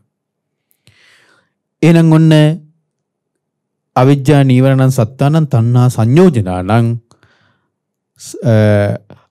පනීත ධාතුයා විඥානං පතිට්ඨිතං චේතනා පතිට්ඨිතා පත්තනා පතිට්ඨිතා. මොකක්ද මේ අරූප ධාතුව කියලා අරූප ලෝක කියලා කිව්වේ? අර රූපාවචර ධ්‍යාන කියන ඒකේ හතරවෙනි ධ්‍යානයට සමවැදිච්ච කෙනා ඒ හතරවෙනි ධ්‍යානෙ ඉක්මවා යනවා. හතරවෙනි ධ්‍යානයේ තියෙන උපේක්ෂාව තියා ඒකේ ආදීනවත් කල්පනා කරනවා. මේ ඔක්කොම රූපය. ඒතර රූපය කියන එක දැන් මේ රූපාවචර රූපය ඒ කියන්නේ ඇසින් දකින රූපේ නෙවෙයි මෙතන තියෙන්නේ. ඒක මානසික තත්ත්වයක්. මානසිකව හටගන්න එකක්. අන්නේ රූපය මෙයාට බාධාවක් වෙනවා. එතකොට එයා රූපය අතහරින්න කල්පනා කරනවා. රූපය අතහරින්න කල්පනා කරපුවා මෙයාට අහුවෙන්නේ රූපයෙන් තොර අවකාශය. හරි? රූපයෙන් තොර අවකාශය අහුවෙන්නේ. රූපී තත්ත්වෙන් තොර අවකාශය අහුවෙන්නේ. ඒ අවකාශය කියන්නේ මේ දකින හිස් මේ අහස නෙවෙයි. අහස දැක්කත් ඒකත් රූපයටයි තියෙන්නේ. අවකාශය හිස් බව අවකාශය අහුවෙන්නේ. එහෙනම් ඒ අවකාශයේ අනන්ත ස්වභාවය අනන්තයි කියලා යා ඒකට මනස්කාරي පවත්වනවා. අවකාශය අනන්තයි කියලා. හරි ඒකට කියනවා ආකාසානං ඡායතනෙ කියලා. අර අවකාශයේ අනන්ත ස්වභාවයට මනස තියාගෙන ඒක අරමුණු කරගෙන යා ඒක සිහි පවත්වනවා. අවකාශය අනන්තයි කියලා. මතක තියාගන්න අවකාශය කියන්නේ මේ අපි දකින මේ ආකාශය නෙවෙයි ආකාශය අපිට හිස් නෑ. හරි? ඒක මානසික තත්වයක් ඒක. ඒක මේ ඇසින් දකින මේ රූප මේ අහස මේවා ඉක්මවා ගිය තත්ත්වයක්. හරි? එතකොට ඒ අවකාශයේ අනන්ත ස්වභාවයේ ඒක මනස්කාරී පවත්තද්දී අන්‍යයාට සිත පිහිටනවා ආකාසානං ඡායතන සමාධිය. ඒක අරූප ධානයක්. අරූප ධානයක්. එතකොට එයා ඒකෙමුත් ඉක්මවා යනවා. ඒකත් ඉක්මවා ගිහිල්ලා එයා මේ අනන්ත වූ අවකාශයේ දැනගත්තේ විඥාණයෙන්. හරි. ඒතර ආකාසානංචයතන ධානයේ සංවේදිත කෙනා දැනගන්න මේ අනන්ත වූ අවකාශයේ දැනගත් විඥාණයෙන් එහෙනම් මේ විඥාණය ඊට වඩා අනන්ත වෙන්න ඕනි. හරි. විඥාණය ඊට වඩා අනන්ත වෙන්න ඕනි. එයා එහෙනම් අනන්ත වූ විඥාණය. එහෙනම් හොඳට මතක තියාගන්න විඥාණය කියලා කිව්වේ මෙතන මේ පිටක් දෙයක් කියන අදහස නෙවෙයි විඥාණය. විඥාණය අනන්ත බවක්.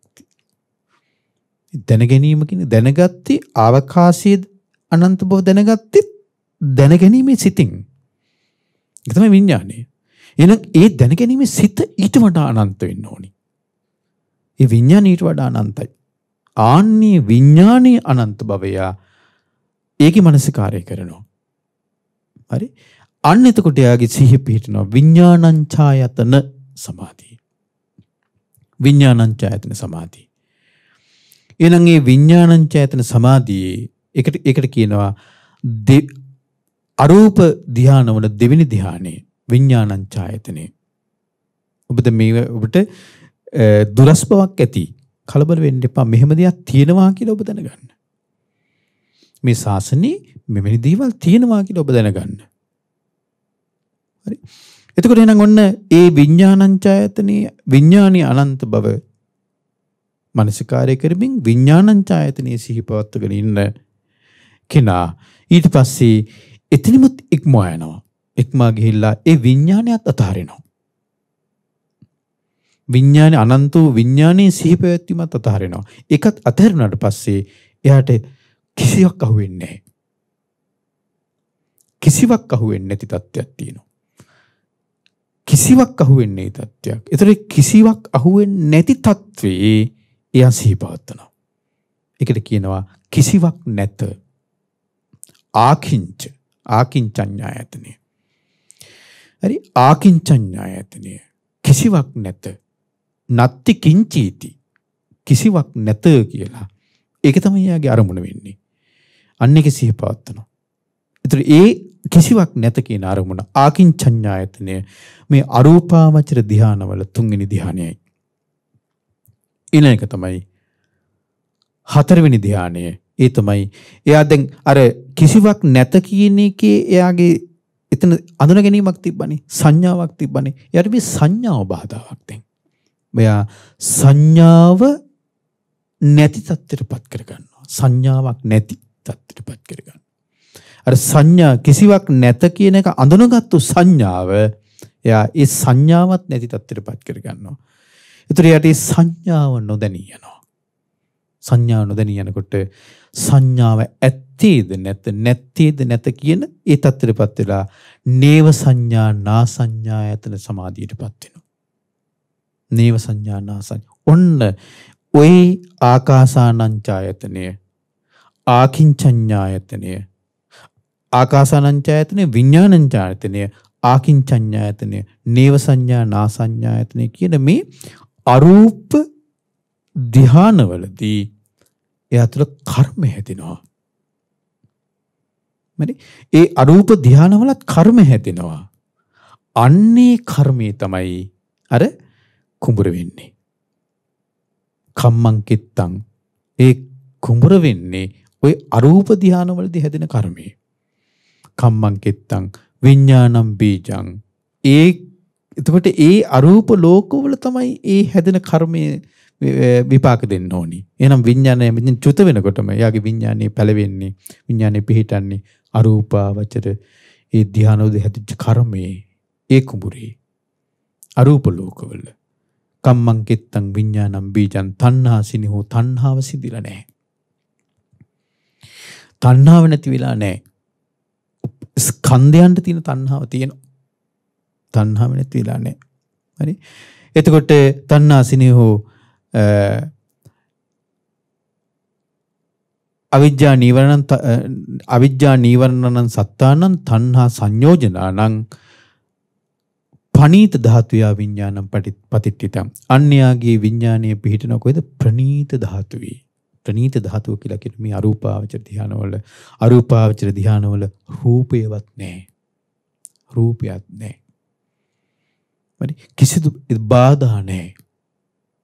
බාධා නැහැ අරූපාවචර ධානවලදී. හැබැයි තියෙන දේ තමයි අවිද්‍යාව සිතිලා නැහැ. තණ්හාව සිතිලා නැහැ. තණ්හාව ඇති වෙලා නැහැ.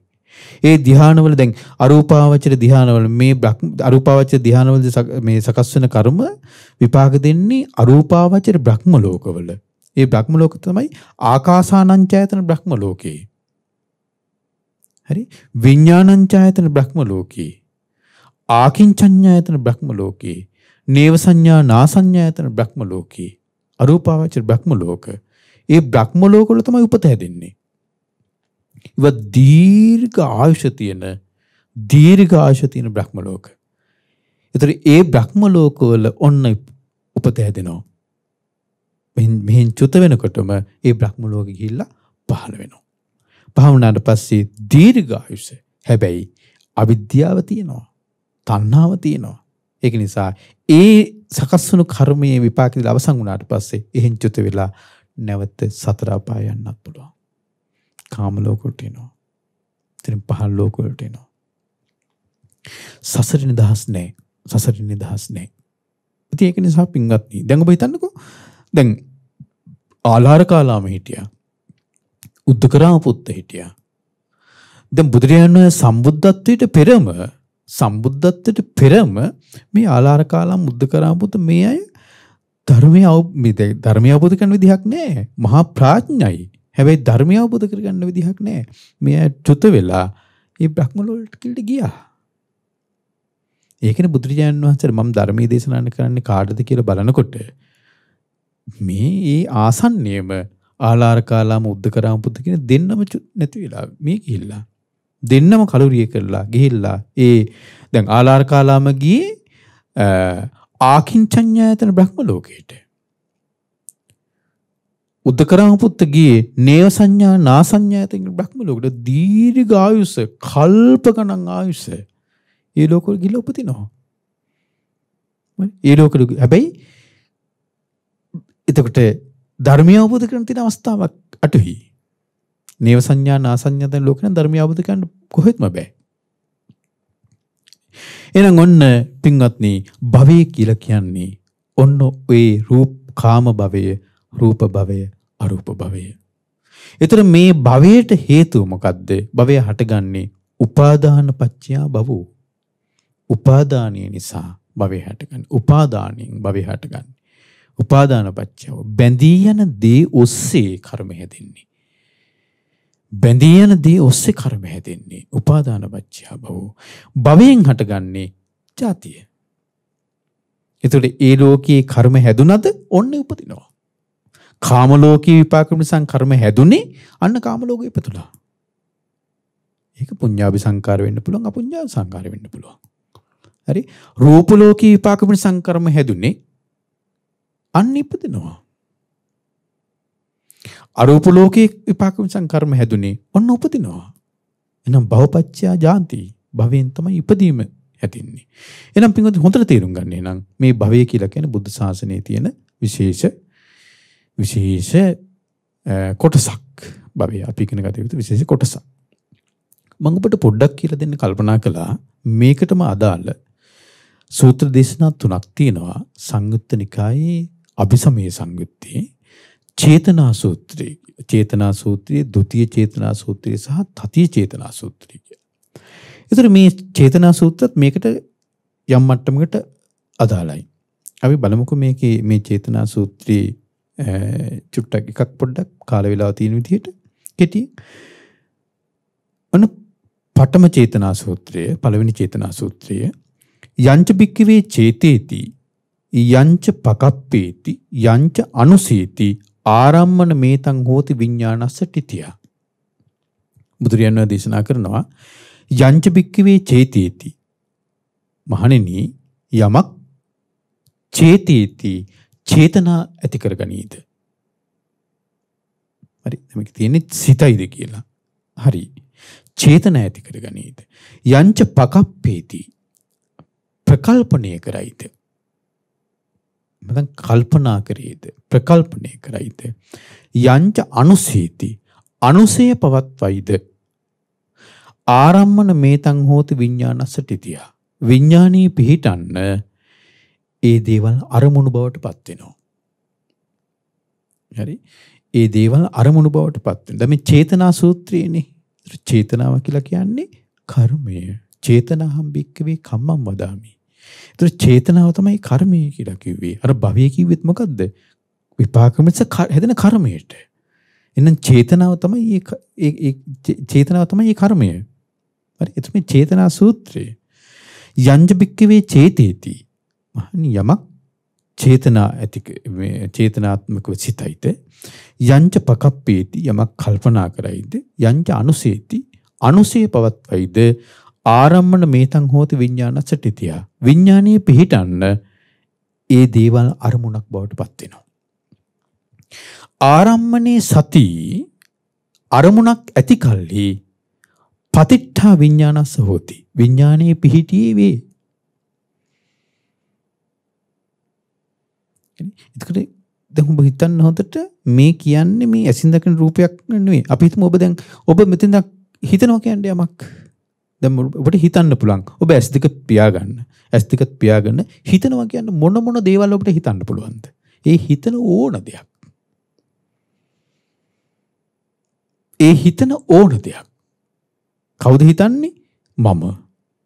ඔබ නම් හිතන්න ඕනේ මේ මම හිතන්නේ. ඔබ හිතන ඕන දෙයක්. ඒ හිතන ඕන දෙයක් තුළ අපිට හිතන්න තියෙන්නේ මොකද්ද කියන්නකෝ? ඇසින් දැකපු රූපයක්, කනෙන් අහපු ශබ්දයක්, නාසයට දැනුණු ගඳ සුවඳක්, දිවට දැනුණු රසයක්, කයට දැනුණු පහසක්, මනසට මිට පෙර සිතුණු දෙයක්. ඒවා නේද අපිට හිතන්න තියෙන්නේ. එහෙනම් ඒ හිතන ඕන දෙයක් යංච පකප්පේති කල්පනා කරන ඕන දෙයක්. ඒතර මේ ප්‍රකල්ප කියලා කියන්නේ ඒ කල්පනා කරන දේ තණ්හා දිට්ඨි වලින් බැඳිලා තියෙන්නේ. ඒ ප්‍රකල්පන තණ්හා දිට්ඨි වලින් බැඳිලා තියෙන්නේ. හරි. එතකොට ඒ ඕන දෙයක් ඒවත් ඒ වගේම අනුසය තියෙනවා. අනුසය කියලා කිව්වේ රාගානුසය, පටිඝානුසය, දිඨානුසය, අවිජ්ජානුසය. අනුසය කියලා කිව්වේ සොයාගන්න අමාරු විවෘත නොවුණු සැඟවුණු කර්ම තියෙනවා. සැඟවුණු දේවල් තියෙනවා. ඒක විවෘත වෙලා නැහැ. ඒක සොයාගන්න අමාරුයි. අපි තුල අකුසල් අපි තුල තියෙනවා කර්ම හැදෙනවා ඒවා ප්‍රකට නැහැ. ප්‍රකට නැහැ. අවශ්‍ය වෙලාවෙදි මතුවෙනවා. යම්කිසි කෙනෙක් ඉන්න පුළුවන් තරහ යන්නේ නැහැ වගේ. හරි තරහ නැහැ වගේ. යට හොයාගන්නවත් බෑ අතුල තරහ තියනවාද කියලා. බැලුවට පේන්නේ නැහැ. හිතුවට ඒක කල්පනා වෙන්නේ නැහැ. හැබැයි අවශ්‍ය වෙලාවෙදි මතුවෙනවා. කොස්ගහක ගෙඩියක් ඔන්න මලක් එනවා. කොස්ගහේ මැදින් කඳින් යම් තැනකින් ගැටයක් හරි තියෙන තැනකින් මේ මැදින් කඳින් ඔන්න එනවා මලක්. ඒ මල එළියට මතුවෙනකම්ම කොස්ගහ පල්ල බැලුවත් හොයාගන්න බෑ මෙතනින් මලක් එනවා කියලා. කොස්ගහ පළල බැලුවත් මෙතනින් ඔන්න ඊළඟ මල එන්නේ කියලා කොස්ගහ පල්ල බැලුවත් හොයාගන්න බෑ. පොතු ගලවලා පොතු පල්ල බැලුවත් හොයාගන්න බෑ. හැබැයි කරුණ ටික සම්පූර්ණ වෙනකොට කාලය එනකොට ඒ මල එළියට එනවා. ඒ වගේ මේ අනුසය අපිට හොයාගන්න බෑ. හොයාගන්න බෑ. අවශ්‍ය වෙලාවෙදී මතුවෙනවා. ඒක සංගවිලා තියෙන. අන්න ඒ අනුසය හෝ ප්‍රමාණවත් කියනවා විඥානේ පිහිටන්න. යමක් කල්පනා කර යමක් සිතයිද යමක් ප්‍රකල්පණය කරයිද එහෙම නැත්නම් අනුසය පවත්තයිද ඒ විඥානේ පිහිටන්න අරමුණක් කියනවා. විඥානේ පිහිටන්න පුළුවන්. ආරම්මනේ සති පතිට්ඨා විඥානස්ස හෝති අරමුණ ඇති කල්ලි විඥානේ පිහිටියේ වේ. තස්මින් පතිට්ඨිතේ විඥානේ විරූල්ලේ විඥානේ පිහිටියාට පස්සේ මොකද්ද වෙන්නේ? විරූල්ලේ වැඩෙනවා. හරි පතිට්ඨිතේ විඥානේ විරූල්ලේ ආයතින් පුනබ්බවාපි නිබ්බත්ති හෝති විඥානේ වැඩිලා නැවත පුනර්භවයේ හැදෙනවා. පුනබ්බවා ආයතින් පුනබ්බවා බිනිබ්බත්‍ය සති ආයතින් ජාති ජරා මරණං ශෝක පරිදේව දුක්ඛ දෝමනස්ස පායාස සම්භවಂತಿ. පුනර්භවයේ හැදුනාද නැවත උපතක් සකස් වුණාද මොකද වෙන්නේ? ආයතින් ජාති ජරා මරණ ශෝක පරිදේව දුක්ඛ දෝමනස්ස පායාස සම්භවಂತಿ. එතන සම්භවය වුණා. මොකද්ද? ජාති ජරා ව්‍යාධි මරණ ශෝක පරිදේව දුක්ඛ දෝමනස්ස උපායාස මහා දුක්ගොට. ඔබට හිතෙනවද අපි දැකපු යම් දෙයක් ඇත්ත කල්පනා කරනකොට අපි යම් දෙයක් දැක්කද දැකපු දේ හිතට සිතවිල්ලක් විතර එනකොට මේක සිද්ධ වෙනවා කියලා. යමක් ඔබ කල්පනා කරද්දී මේක සිද්ධ වෙනවා කියලා. හරි මේක සිද්ධ වෙනවා කියලා ඔබ කීනකින්වත් හිතනවද? ඇසින් දැකපු දෙයක් නැවත ඔබ හිතද්දී මේක සිද්ධ වෙනවා කියලා. ඒක මේ කියන්නේ නොචී බික්කවේ චේතේති. මහණි යමක් හිතන්නේ අපිට හිතන්නේ නොච පකප්පේති කල්පනා කරන්නෙත් නැහැ. හිතන්නෙත් නැහැ කල්පනා කරන්නෙත් නැහැ. යමක් ඇසින් දැක රූපයක් හෝ වේවා, කනින් අහපු ශබ්දයක් හෝ වේවා, නාසයෙන් දැනෙන ගඳ සුවඳක් හෝ වේවා, දිවට දැනෙන රසයක් හෝ වේවා, කයට දැනෙන පහසක් හෝ වේවා, මනසට සිතුණු දෙයක් හෝ වේවා. එයා ඒ විදිහට සිතන්නෙත් නැහැ කල්පනා කරන්නෙත් නැහැ. අපි හිතමු එයා ධ්‍යානයට සමවැදිලා. හරි එයා කල්පනා කරන්නේ නැහැ. අපි හිතමු දැන් ඉන්නේ නේව සංඥානා සංඥායතන ලෝකේ. යාට සංඥාවක්වත් නැහැ.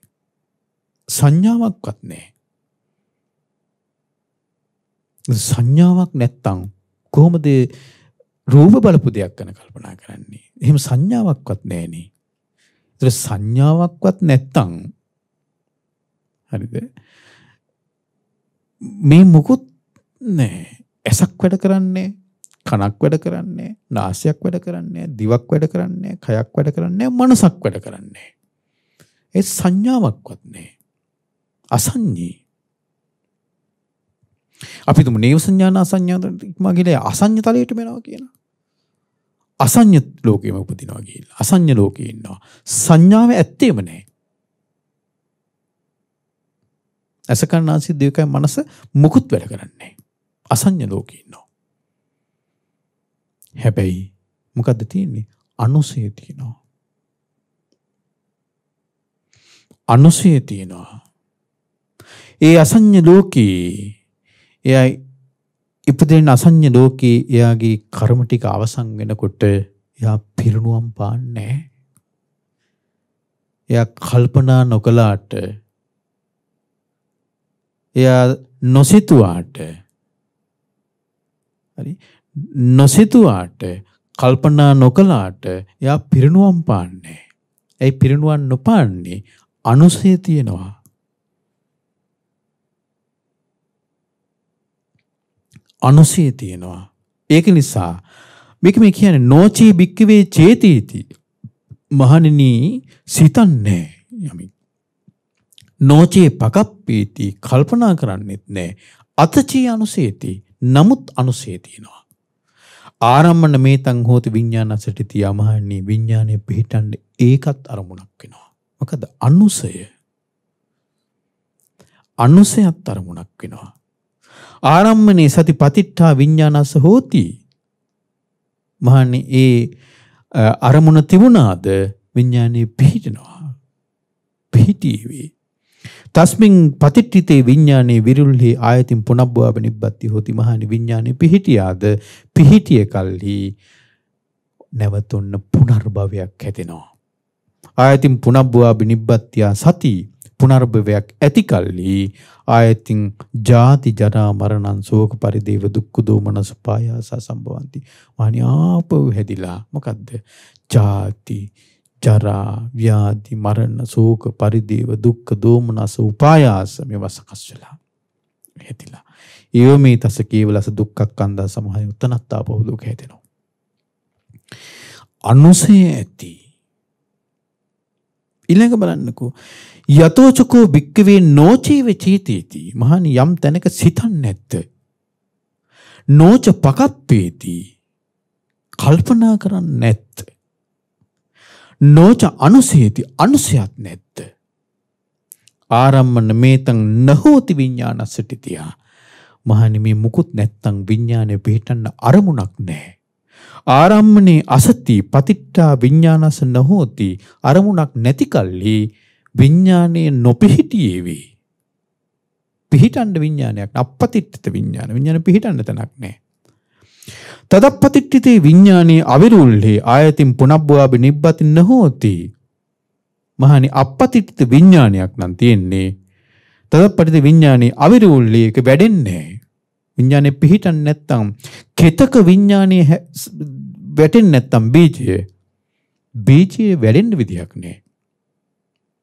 කෙතකට වැටුන් නැත්තම් බීජය වැඩෙන්න විදියක් නැහැ. තදප්පති විඥානේ අවිරුල්හි ආයතින් පුනබ්බවාබ නිබ්බති නහෝති. නැවත පුනර්භවයක් හැදෙන්නේ නැහැ කියනවා. ආයතින් පුනබ්බවාබ නිබ්බත්තියා අසති. පුනර්භවයක් නැති කල්ලි ආයතින් ජාති ජරා මරණං ශෝක පරිදේව දුක්ඛ දෝමන සුපායාසං නිරුච්ඡanti. මහණනි අන්න එයා තුල ජාති ජරා ව්‍යාධි මරණ ශෝක පරිදේව දුක්ඛ දෝමනස උපායාස නිරුද්ධ වෙනවා. ඒව මේ තස කේවලස දුක්ඛක්ඛන්දස නිරෝධෝ හෝති. මහණනි උත්තනයි දුක නිරුද්ධ වීම. කොහොමද මේක වෙන්නේ? කොහොමද මේක වෙන්නේ? මේක වෙන්නේ ඇස නිරුද්ධ කිරීම තුළ.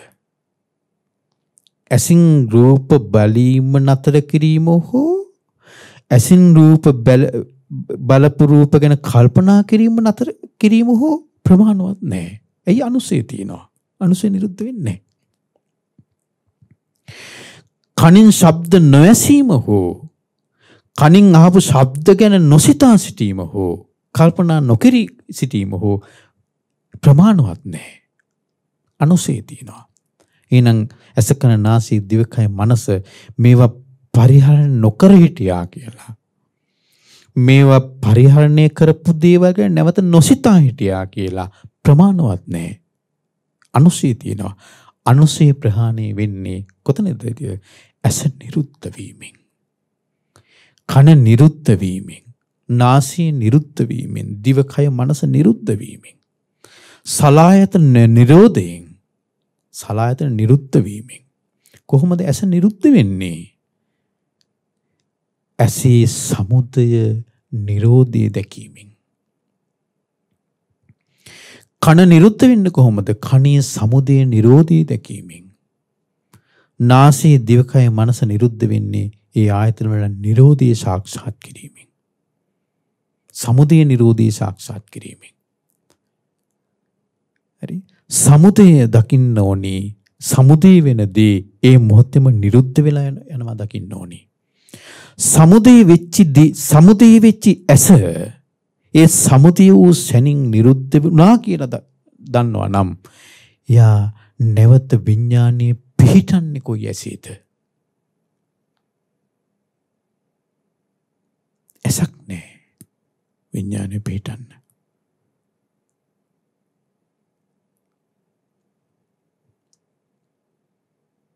ඇසම නිරුද්ධ වෙලා. අර අනාථපිණ්ඩික සූත්‍රයේ තිබ්බා වගේ.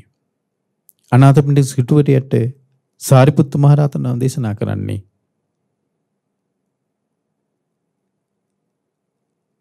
ගෘහපති ඔබ ඇසට නොබැඳී ඉන්න.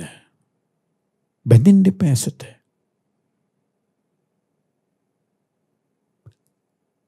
ගෘහපති ඇසට බැඳෙන්න එපා. ඇසට බැඳුණු විඥානයක් පවත්වන්න එපා.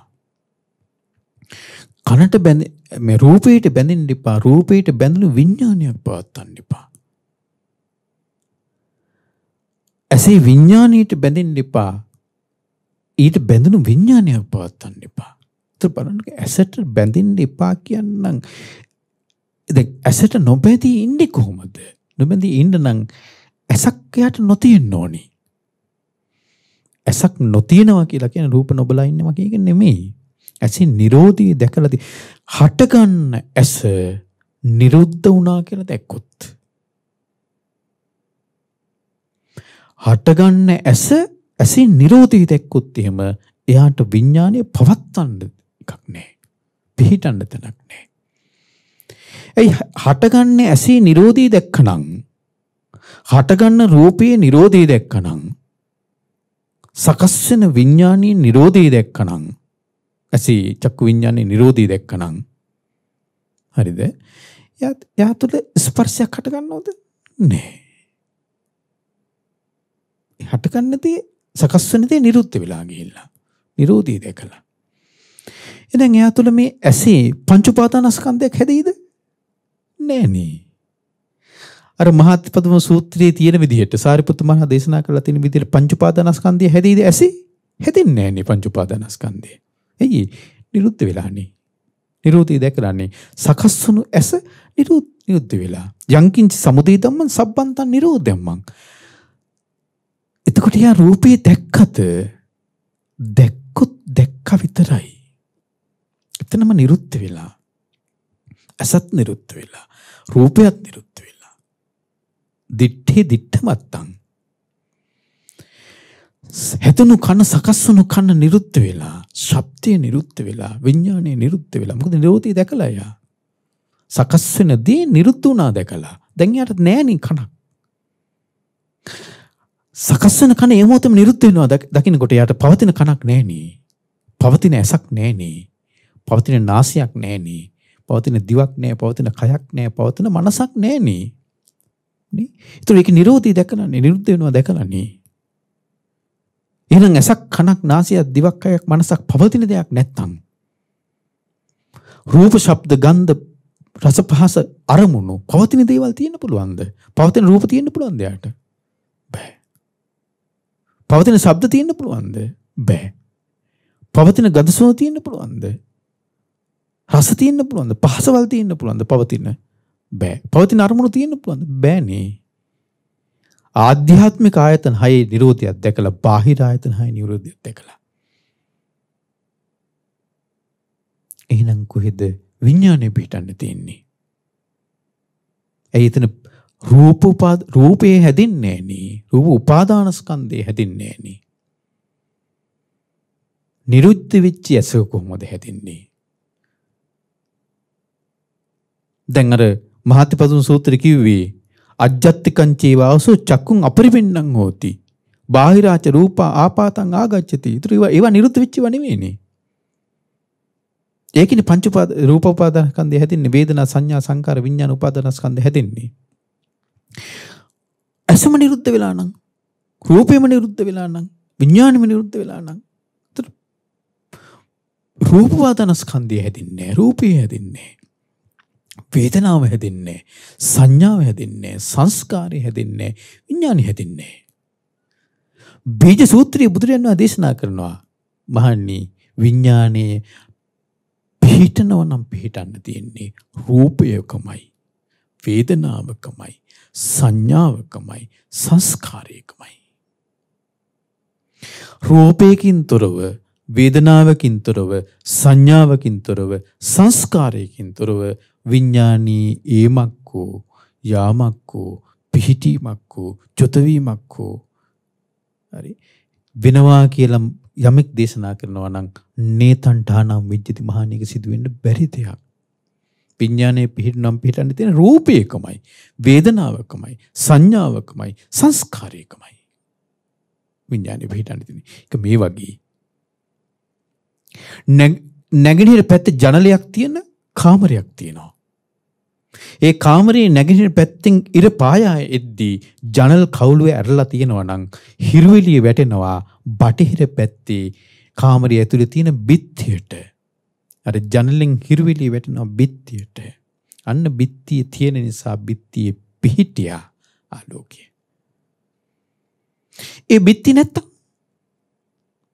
ඒ බිත්ති නැත්තම් පොළවේ පිහිටනවා. ඒ බිත්තිය නෑ. හැබැයි ආලෝකයේ තියෙනවා පොළව තියෙනවා පොළවේ පිහිටනවා ආලෝකය. පොළවත් නැත්තම් ජලතලයේ පිහිටනවා ආලෝකය. ඒ බිත්තියට එහා පැත්තේ තියෙන පොළවක්කුත් නෙවෙයි නම් ජලතලේ නම් ජලයේ පිහිටනවා ආලෝකය. පොළවත් නෑ ජලයක් නෑ. මුකුත් නෑ. බෙත්තියක් නැහැ, පොළොවක් නැහැ, ජලතලයක් නැහැ. දැන් පිහිටන්න තැනක් නැහැ. පිහිටන්න තැනක් නැත්තම් ඒ ආලෝකය නොපිහිටියේ වේ. ආලෝකයක් පේන්නේ. ආලෝකය පේන්න නම් අපිට යමක් මත පිහිටන්න ඕනි. නැතු කොහොමද ආලෝකය දකින්නේ? යමක් මත පිහිටන්න නැතුව ආලෝකය දකින්න කොහොමද? ඒ වගේ රූපයක්වත් නැහැ, වේදනාවකුත් නැහැ, සංඥාවකුත් නැහැ, සංස්කාරයකුත් නැහැ, විඥානයකුත් නැත්තම් විඥාන පිහිටන්න තැනක් නැහැ. නොපිහිටි විඥානය. එහෙනම් රූප වේදනා සංඥා සංකාර විඥාන මේ නැති වෙන්න නම් ඇස නිරුද්ධ වෙන්න ඕනි.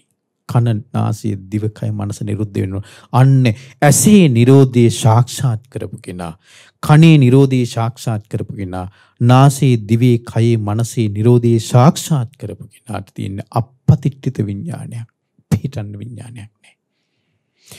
අනුසයත් සම්පූර්ණයෙන් නැති වෙලා යනවා. අනුසය නැති වෙන්නේ මෙන්න මේක සාක්ෂාත් කරද්දී. නිරෝධය සාක්ෂාත් කරද්දී. ඇස නිරුද්ධ වෙද්දී. කන නාසය දිවකය මනස නිරුද්ධ වෙද්දී. සලායතන නිරෝධා. පස්ස නිරෝධෝ. පස්ස නිරෝධා වේදනා නිරෝධෝ. වේදනා නිරෝධා තණ්හා නිරෝධෝ.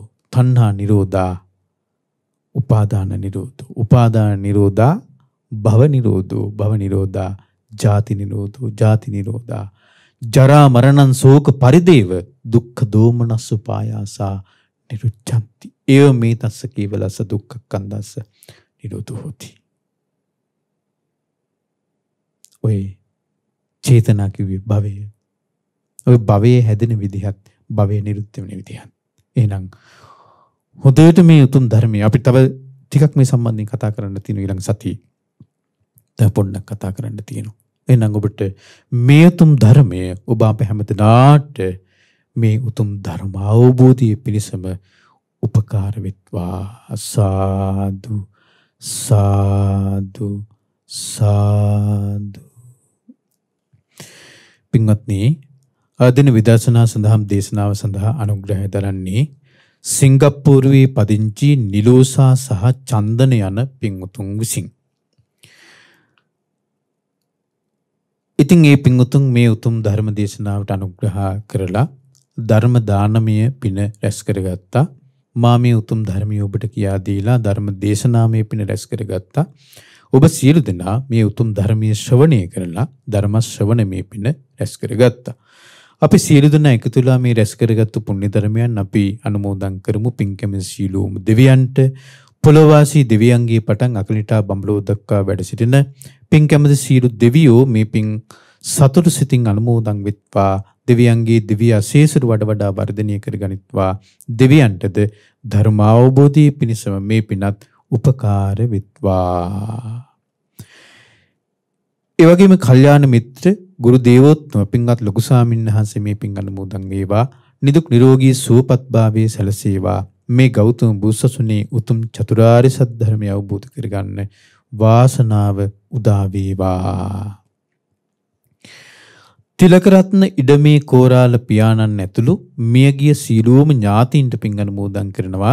ඒ වගේම දායකත්ව දරු පින්වතුන්ගේ නමින් නන් අයුරු උදව්පකාර කළ පින්වතුන්ගේ නමින් අනන්තසර පුරාවට මිය පරලෝකීය සීලෝම ඥාතිහිත මිත්‍රාදීන්ටත් ඔබ අප හැම දෙනා නමින් නැසී මිය පරලෝකීය සීලෝම ඥාතීන්ටත් මේ පින් අනුමෝදන් වෙත්වා. පරලෝ ජීවිත සුවපත් වෙත්වා, සපුවත් වෙත්වා, සංසාර දුකින් අත් මිදෙත්වා. අත්තරගම දේවානන්ද ගජනායක පියාණන්, ශ්‍රියාලතා මෑණියන් ඇතුළු පවුලේ සියලු දෙනාටත්, අස්ගිරියේ චන්ද්‍රා හේරත් මෑණියන් ඇතුළු පවුලේ සියලු දෙනාටත්, සියලුම ඥාතිහිත මිත්‍රාදීන්ටත් නිදුක් නිරෝගී සුවපත් භාවය ප්‍රාර්ථනා කරනවා. චෙනුලි සහ සෙනුලි දරුවන් දෙදෙනාට යහපත් දිවි පැවැත්මක් සඳහා ආශිර්වාද කරනවා. ඒ වගේම නිරතුරුවම කල්යාණ මිත්‍ර ඇසුර ලැබීම පිණිස මේ පින උපකාර වෙත්වා කියලා දෙමාපියන් ඇතුළු සියලු දෙනාට උතුම් චතුරාර්ය සත්‍ය ධර්මය අවබෝධයට මේ පින උපකාර වෙත්වා. සියලු ලෝකවාසීන්ට නිදුක් නිරෝගී සුවපත් භාවය ප්‍රාර්ථනා කරනවා. දායකත්වයේ දරුවෝ සියලු පින්වතුන්ට, එම පවුල්වල සියලු දෙනාට නන් අයුරුන් උදව්පකාර කළ සියලු පින්වතුන්ට නිදුක් නිරෝගී සුවපත් භාවය සහ උතුම් කලන මිතුරු ඇසුර ලැබීම පිණිසත් උතුම් චතුරාර්ය සත්‍ය ධර්මය අවබෝධය පිණිසත් මේ පින උපකාර වෙත්වා. පින්වත් ධර්මදේශකයන්න් වහන්සේටත් මහමෙවුනා වාසී සියලු පින්වත් ස්වාමීන් වහන්සේලා ඇතුළු ගෞතම බුදුසසුනේ පිළිවෙත් පුරන සියලු පින්වත් ස්වාමීන් වහන්සේලාටත් අනගාരികා මෑණියන් වහන්සේලාටත් පැවිදි අපේක්ෂක සියලු දූපුතුන්ටත් ශ්‍රද්ධා කාර්ය මණ්ඩලයේ සියලුම දෙනාටත් මේ පින් අනුමෝදන් වෙත්වා. ශ්‍රද්ධා මාසික ධර්මදාන සමාජිකවන් සියලුම දෙනාටත් ඔබ අප හැමදෙනාගේ ගුරුවර දෙමාපිය ඥාති හිත මිත්‍රාදීන් සියලුම දෙනාටත් මේ පින් අනුමෝදන් වෙත්වා. නිදුක් නිරෝගී සුවපත් භාවයේ සැලසෙත්වා. මේ ගෞතම බුදුසසුනේ උතුම් චතුරාර්ය සත්‍ය ධර්මය අවබෝධ කරගන්න හැමදෙනාටම වාසනාව උදා වෙත්වා. සාදු සාදු සාදු. හැමදෙනාටම තෙරුවන් සරණයි. නමෝ බුද්ධාය.